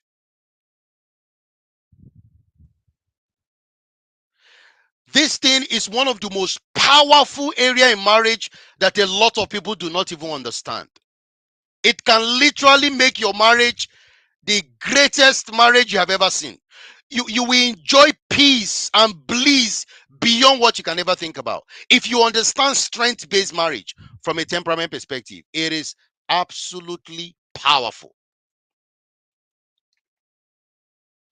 And there are four of them.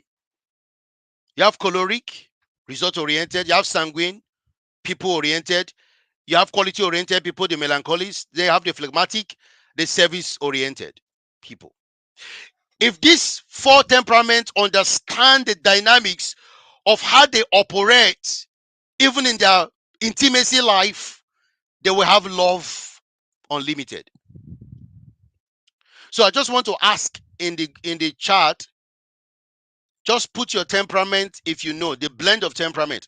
And I think we'll put something there for people to do this. This is very important. If you think you know your temperament, wait by the time we are done this and early next week, first section, when we take next week, you understand what I mean. Can you put on the chat if you know the blend of your temperament? Mine is sanguine choleric. Sanguine choleric. Let me put this up here. Maybe that will help you, right? That will help you to know the blend. Okay. So those are the blend of, we have 16 temperament blends, right? You need to know your temperament for you to understand what I'm about to share, and what I'm about to share next week. It is absolutely critical you do that test. It's an aid. It's not perfect, but it's significantly okay for us to use it as a data to drive some things that is happening in your marriage, right? So my wife is phlegmatic melancholy. And then I'm sanguine choleric, the number one on there. So do you know yours? Do you know your husband one? Do you know your wife one? Please, this is so important. If you don't know it, try to know it. Just put on the chat there if you know yours. Put on the chat, please. Choleric, melancholic, data. Okay, good. Yes. Right. Very, very important to know yours. So from the 16, which one are you? If you know, you just type very quickly and put on the chat for me. Choleric and melancholy. Yes, Quinette. Okay, thank you. Choleric and melancholy. Okay, thank you. And Tite. Melancholy and choleric. Yes. Can I have more people? Okay. What is your temperament blend? Right. Melancholic, choleric. All right. Melancholic, choleric. Okay. Good. Melancholic, choleric. It's good to know this. Please go and don't know it, and then also go and read about it. From where you did the test, there's a lot of things that is shared, but there's an aspect of this. I'm going to deal with every one of them in a detail that you've never seen before. Honestly, that would take me time, and I'm not going to rush it because I know that this can change any marriage. It can turn everything around if you understand these dynamics. So please make sure you do your test and you know yours. Otherwise, when I'm talking about what is you, you will not understand because you just be wondering, where am I? Where do I belong to? So please make sure you do your test and know your temperament stand. All right. Now, when we look at this, there are unique aspects of every aspect of this 16 temperament gives to us about your sex life, about your sex drive. Out of those 16, there are some temperament that has a steady and predictable sexual routines. Very, very important. Now, if you are a wife and a husband, and you know that your wife only works on predictability of sexual routine, you cannot make your wife to always be in spontaneity. That is going to cause problem in that marriage. There could be one off once in a while, but that will not be the yardstick. Both of you have to meet in the middle. You cannot use your spontaneity nature on somebody that wants sex to be predictable. They want a routine. So they want you to set aside specific day or time for it. They want you to incorporate activities or things that's a bit different. They want to be comfortable. Predictable people don't, yes, one night stand. They will not want you to have one night stand on top a nail or a burning fire or a roof that have just collapsed and you want them to have. No, it's not comfortable.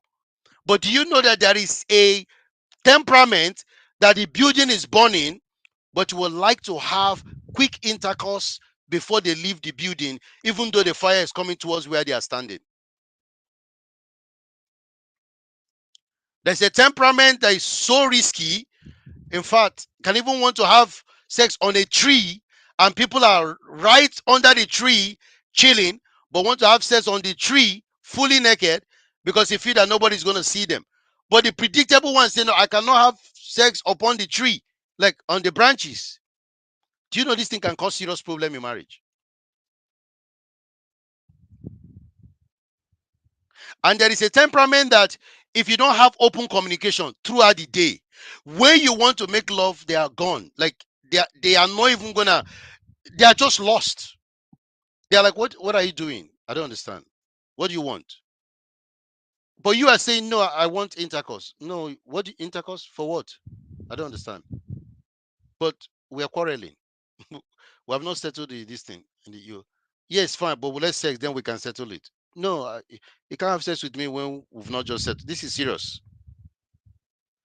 And then the other one is very angry, upset, frustrated, depressed, and call their friend. My wife is denying me of sex. So you gotta understand the dynamics of each of those blend. And I'm gonna talk about that next week. Then we have other ones that emotional connection is far more important than sexual pleasure. But do you know there is one that sexual pleasure is more important than emotional connection? Now, if you marry somebody that emotional connection is number one, and your own is sexual pleasure, activity all the time, how do you just expect that you're not connecting with this woman, you're not connecting with this man, and you just want to just be having quality sex? It doesn't work like that. The emotional connection temperament want quality time together. They want to go for a walk. They want to have meaningful conversation. They want to go out for a date. They want to spend time with you. They want to just chat with you. And then you don't want to chat. You don't even want to go for a date. You don't like going out. How, how is your marriage going to work? Emotional connection want foreplay. But you, in your family, according to your history, your DNA, thou shalt not do foreplay because it's not allowed from your ancestors.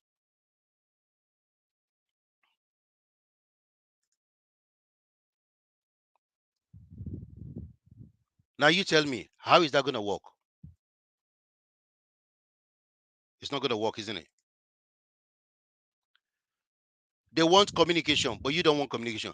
Why other temperament, they want you to build trust first. You are not honest. You are not open. You are not direct. Every time you are hiding things, and now you want to come and make love. How? They prefer honesty, vulnerability, and open communication than even sexual penetration. So how are you going to deal with that one? And I'm going to show you all the temperaments next week. You have to show up. They will have another one that is excitement and spontaneity in sex. In fact, this one, every day they want different position. Every day they want different position. In fact, they want sex toys, they want sex heavens, they want sex earth, they want sex mountains. These ones, they are very adventurous. They are very crazy. They are so risky about everything. And the person they married is very calm and collected. And they're wondering, why is this person like this? And then, do you know there's some temperament that initiating sex is a massive taboo? I will show you next week. They have to learn how to initiate, even as a man. Even as a man, you would have thought that with their testosterone, they don't. Scientifically proven. And then you marry that one, and you're wondering, Oga, sir, what is? You used to call him honey, but when you're so confused and tired, you start calling him sir, Oga, um, Angelina, father. What is? You start changing pronouncements of your husband's name because you can't even understand again. You need to know how to manage that. It doesn't mean you should end your marriage. There's one that love fantasy, they like to try things, like to explore new locations. There are some that when you marry them, They want to sex in the beach, sex in the rock, sex in the car, sex inside the plane toilet, sex on the seat, sex in the bush, sex on top elephant or hippopotamus, sex inside the pool. They want to also sex by the canal. They want to sex in every country they go. They want to sex in every area of the corner. They they are just, and then you marry somebody that don't like to sex outside, and then you say you want to end your marriage.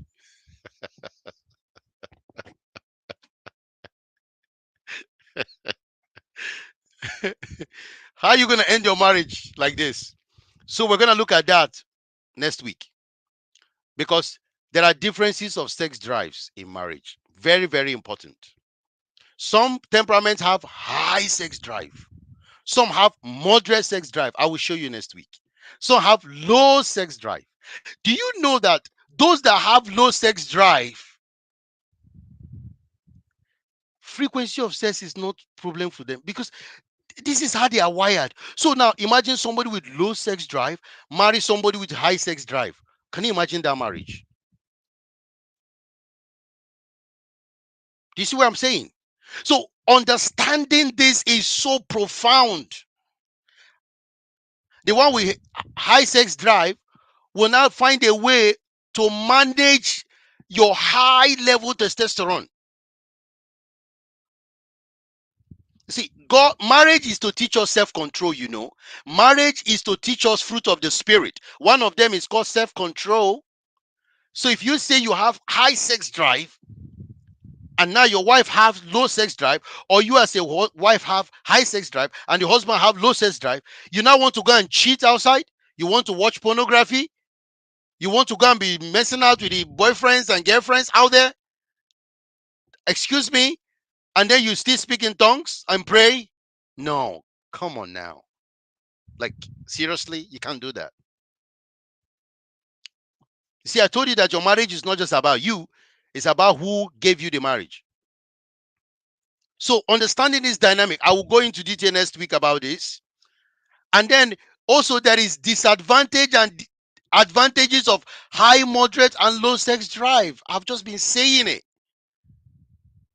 High, they are very strong, they want frequent, their sex drive is just so much, they want to get into activities, they are active. In fact, that one, they don't need foreplay, they are ready to have sex without foreplay. They have to have sex they want to have sex in the morning, afternoon, evening, night, early hours. They want to have sex 17 times a day. They want to have 44,000 sex per year. You know, they are just, it's just the way they are. But sometimes it's their problem is they can't even manage them. They find it difficult to manage or control themselves. And most times they're always angry. When their wife say no or their husband say no, they are angry, they are frustrated. Sometimes they report, they support to the pastor, they're all over the place because they don't even know how to work on themselves. And they can take a lot of risk. There are those that are just stable. They're just stable. They're taking it cool and collected. They are moderate. They love emotional connection. Their energy is just, yeah, just there. And then they can marry somebody like that, great. But sometimes they can marry someone that is up or down. You need to find a way to manage these things. Now, there are people that marry somebody that have low sex drive, marry somebody with low sex drive, which I'm going to show you next week. And in their marriage, they are happy, but they have sex. They rarely have sex because each person have low sex drive. When other people say they are enjoying it, they are doing 6 a day, they are doing one a week, they are doing 3 a week. They are like, really? Wow, I wish I can do that. And then when you ask them how long, yeah, we sex once in 6 months. Ha, are you human? Yes, that can be a problem, especially when they start working on themselves. So they need to just find a way on what to do. So there are so many dynamics and blend of all these things, which we're going to talk about next week. Right? And there are also benefits of understanding your spousal temperament sex drive. I told you, increased communication, better understanding of your sexual preferences, improve conflict resolution, greater intimacy, reduce frustration and tension. This is so important so that you just know how to deal with your spouse on a daily basis. You know how to work things out. That is why you need to learn this. We are not the same, we are different. I will deal with those detailed 16 next week. But just know that so far, your understanding should be your wife is different, your husband is different. And the more you know them, the more you study them, the more you understand how unique they are. Don't bully them because of their differences. You should not say because of marriage, you want to quench your differences, you want to extinguish the light. No, don't do that. Embrace it. Accept. Even when you are disagreeing, do it with maturity and civility. There are differences that exist in your marriage. Your marriage is not doomed. It can work, but you just need to know how to manage the situation. And if you do this, there is no way your marriage will not evolve and change. Think about where you are coming from as a couple, understanding marriage, principle of marriage, which marriage are you following, your roles, and then start understanding your temperament as a person, and then also how your temperament affects your sex life.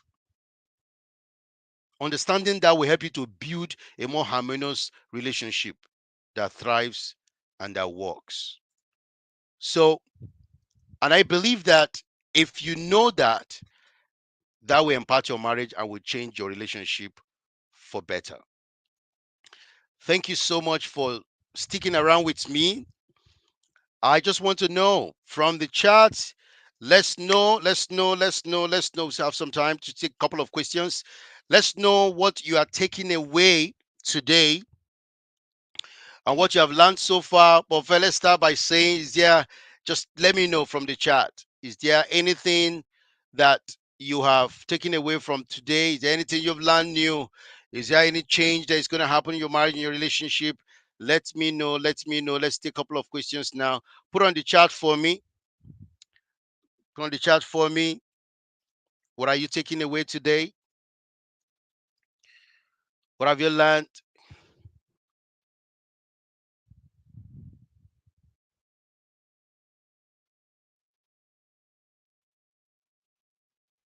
Yes. Let's know. What are you taking away today? What is your highlight for today? You can just put on, let me see, please. And I hope you can hear me.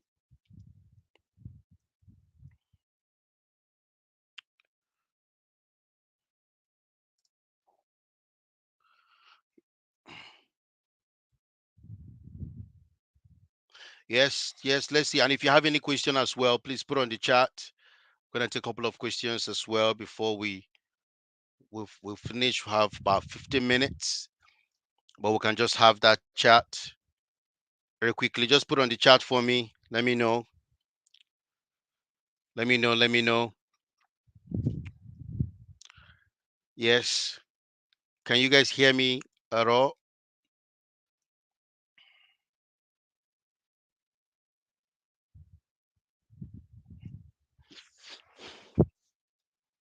Let's know what you have. We'll take questions. Let's see what's your way.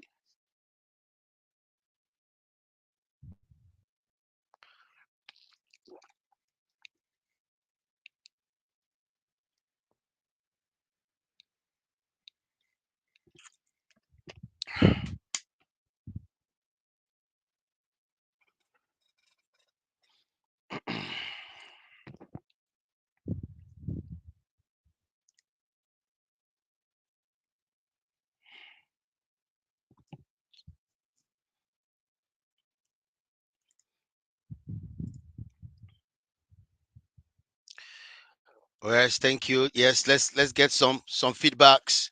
Get some feedback. Tell me. Let's get some feedbacks. Thank you so much. Fascinating. Okay, let's see if we can get some comments on the screen. Okay, just get some comments in. Fascinating how one's temperament can also affect the level of their sexual intimacy and drive. Never knew that. Super excited to open that Pandora box next week. All right, thank you guys. Get the comments in. Get the comments in, please. Get the comments in. Let's get some comments up here. Right, thank you so much, Ali. Thank you. All right, so we see. Okay, this video is a one to be downloaded and be listening to every first of the month. Thank you, Summit Beyond. Thank you. I appreciate that.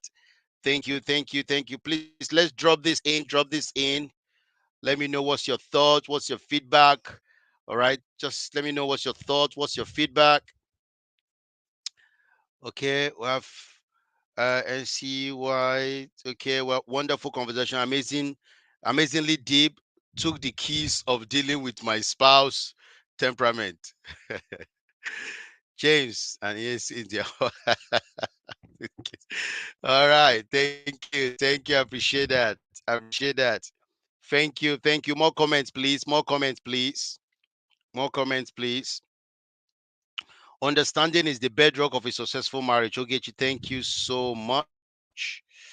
Thank you so much. See more comments. Thank you so much. Okay. Give grace to my husband and keep understanding him as we navigate life together. That's good. Thank you. Thank you. I appreciate that.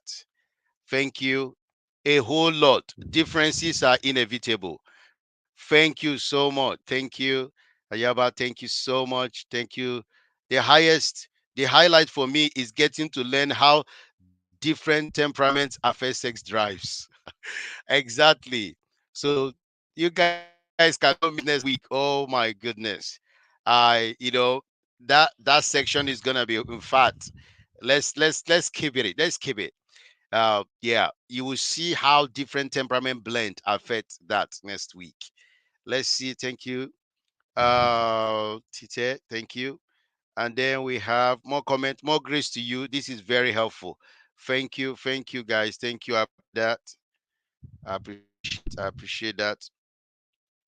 Say, can't wait to learn more about how our temperaments affect our sex life. I know, right?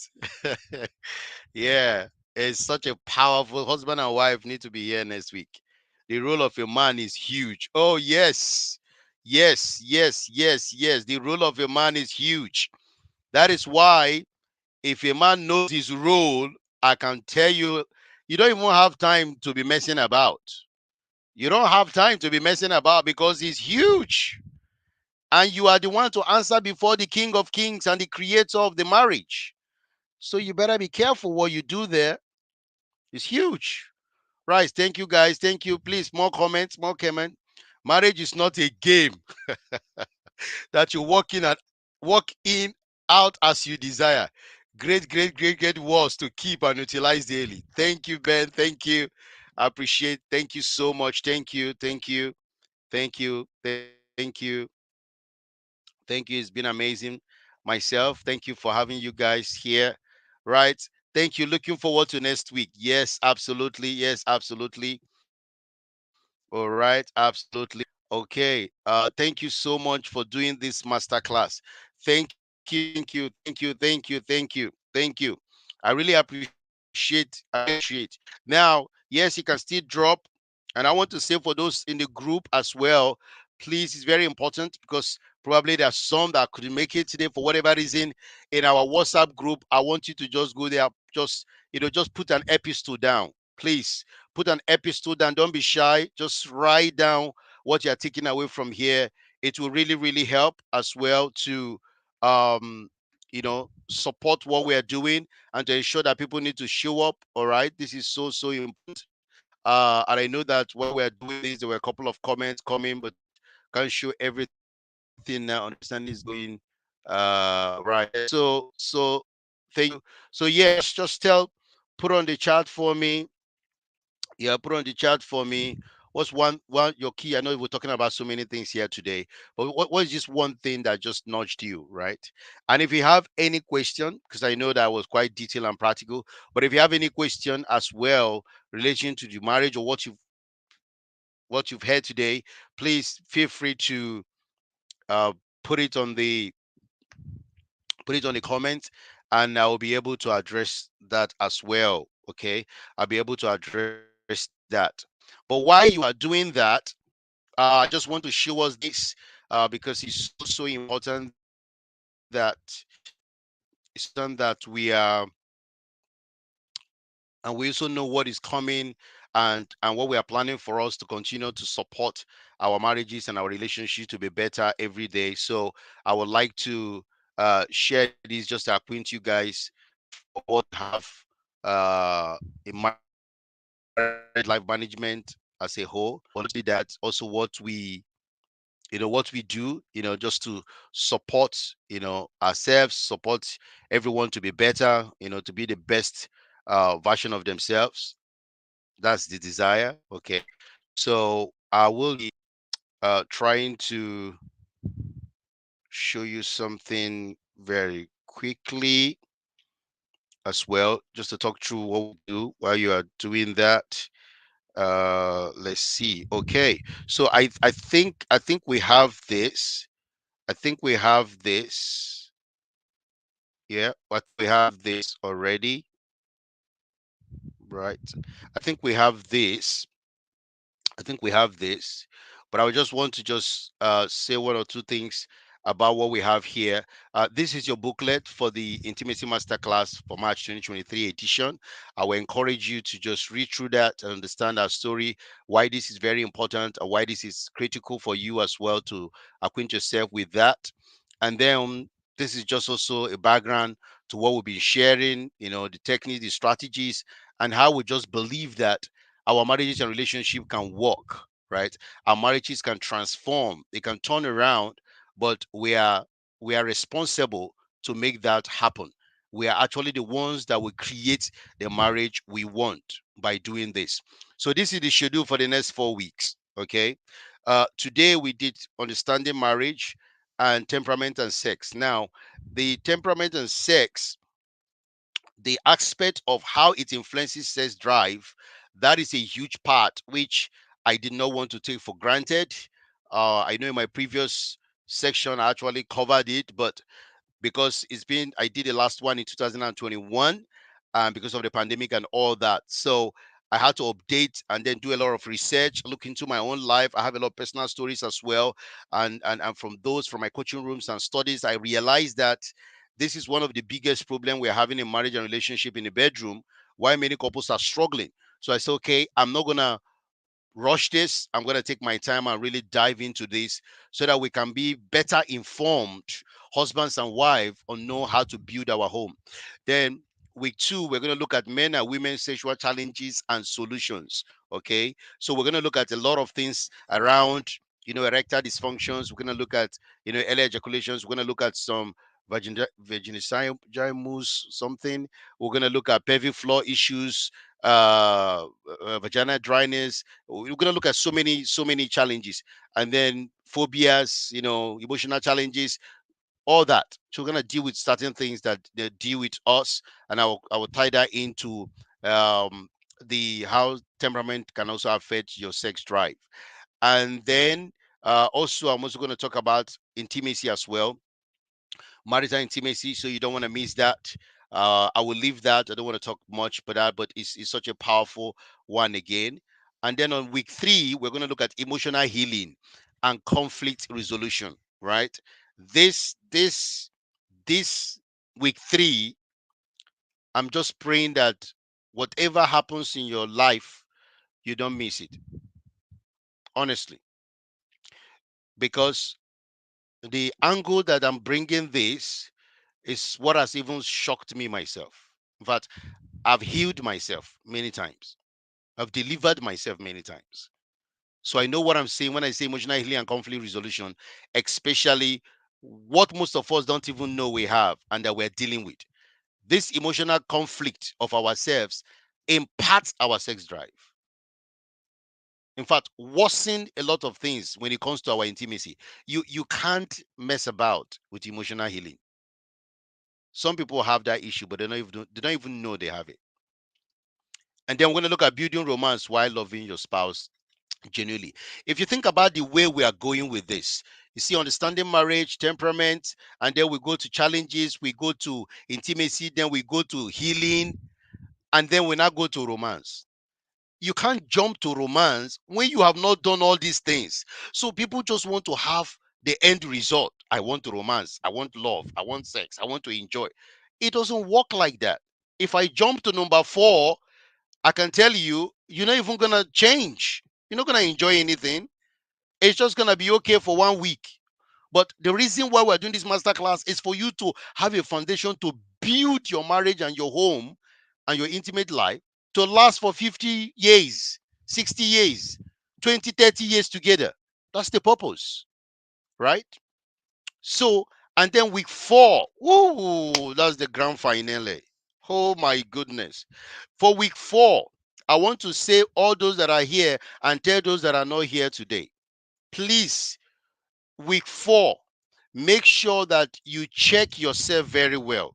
If you don't want children, if you don't want to be pregnant, especially the women, please confirm with your doctor. This is my disclaimer. If anybody gets pregnant when they don't want to get pregnant, please don't blame me. Yeah? Please do not blame me. And if you think you are using, if you think you are using any any contraceptive, make sure it's working. Make sure your contraceptive is working. Check it properly, please. Men and female. I don't want supernatural manifestation of kids that we didn't plan for. And then you blame Intimacy Masterclass March 2023. Okay. And also, if you want to get pregnant and you're thinking, how are we going to do it? Come for that class. I'm going to show you food, strategies, proven techniques that is going to shift you in your core. Some people are having fertility issues, but it's just treatable without drugs. I will show you.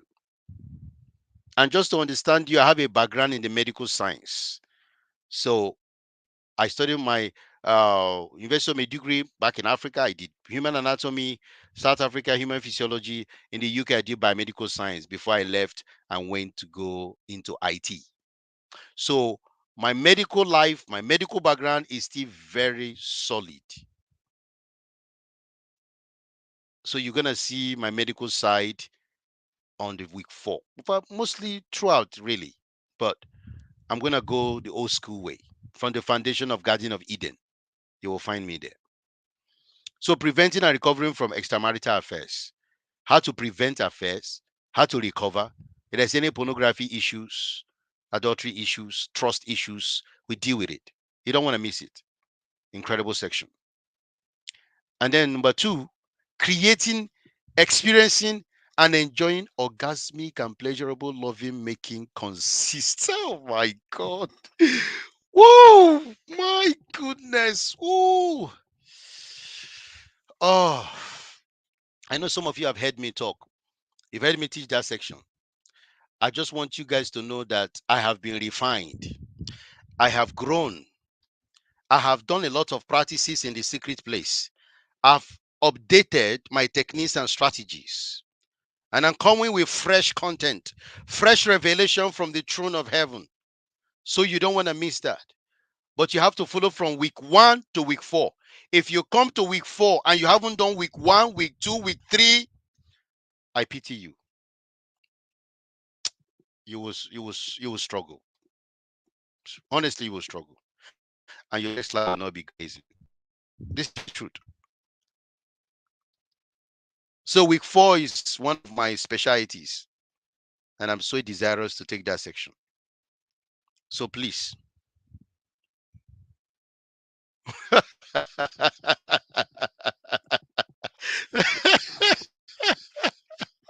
Okay, she said, Wahala. She's running. You say, I will miss week 4, I beg.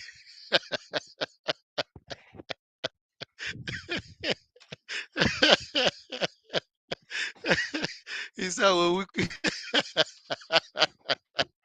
he said, I will mix with 4. And then I will brace myself against pregnancy for week 4 because I don't want a story that touch.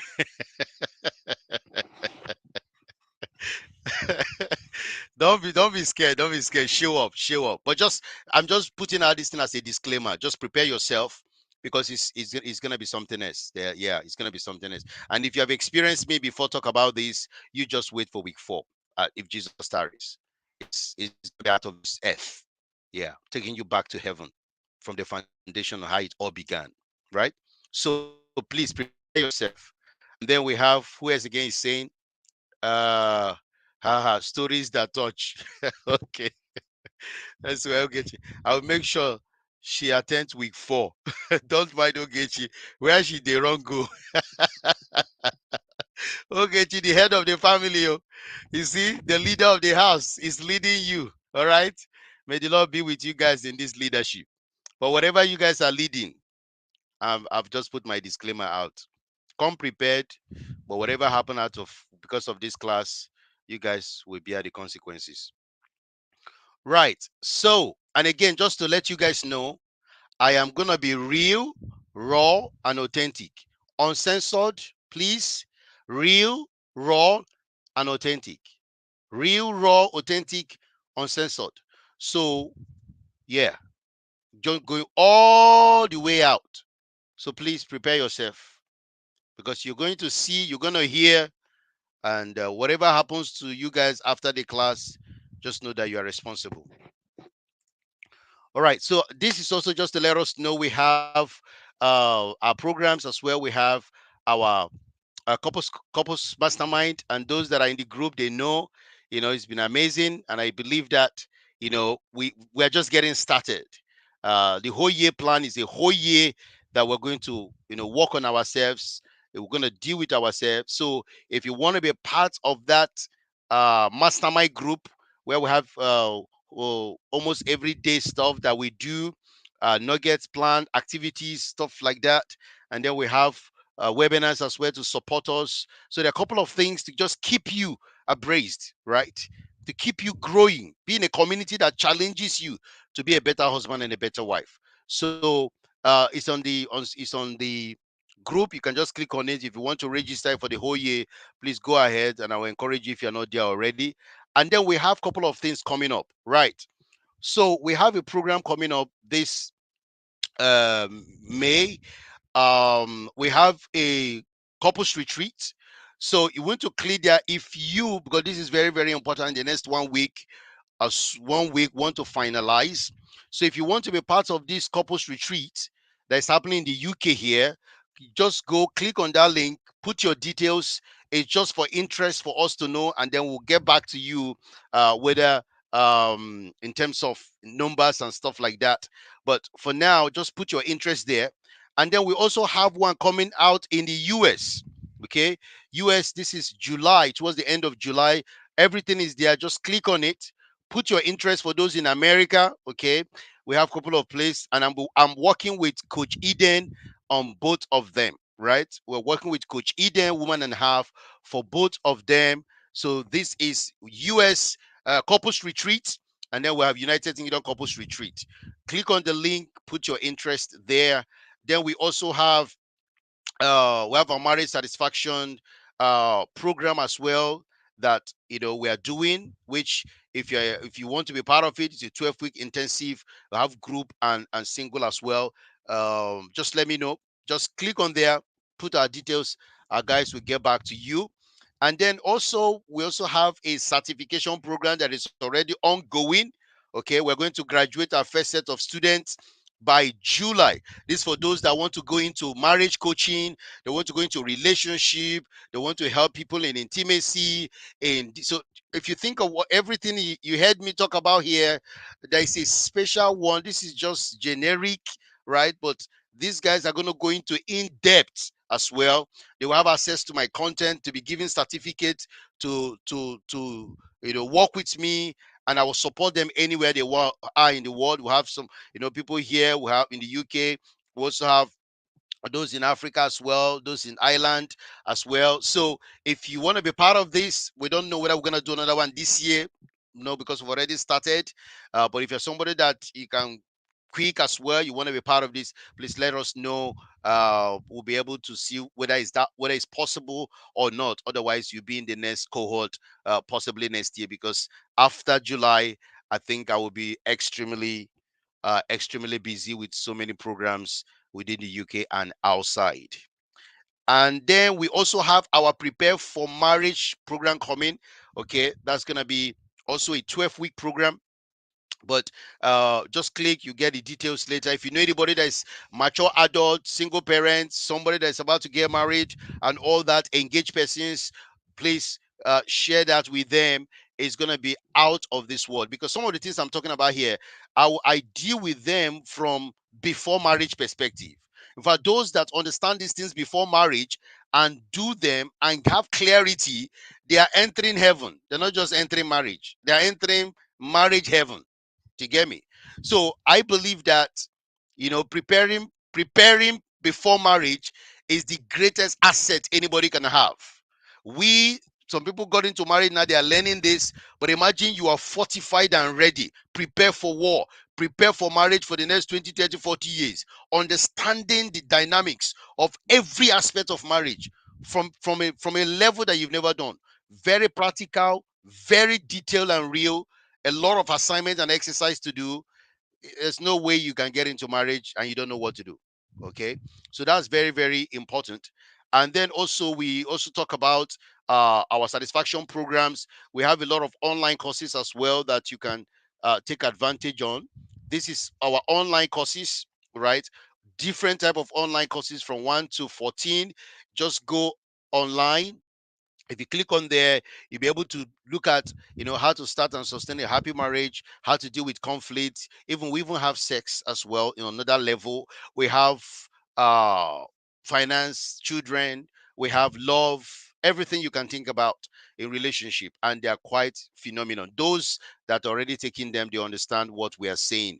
Our products is not because we just want to create product. No, we are interested to change marriages and lives. If you use it, if you consistently do it, you can't remain the same. Remember, I came into this relationship because my sister died. So how do you expect me to produce something or work with you without making sure that you don't die like my sister, without making sure that you don't suffer like her? No, that's the main thing, for you to be alive and enjoy something my sister could not, because of ignorance.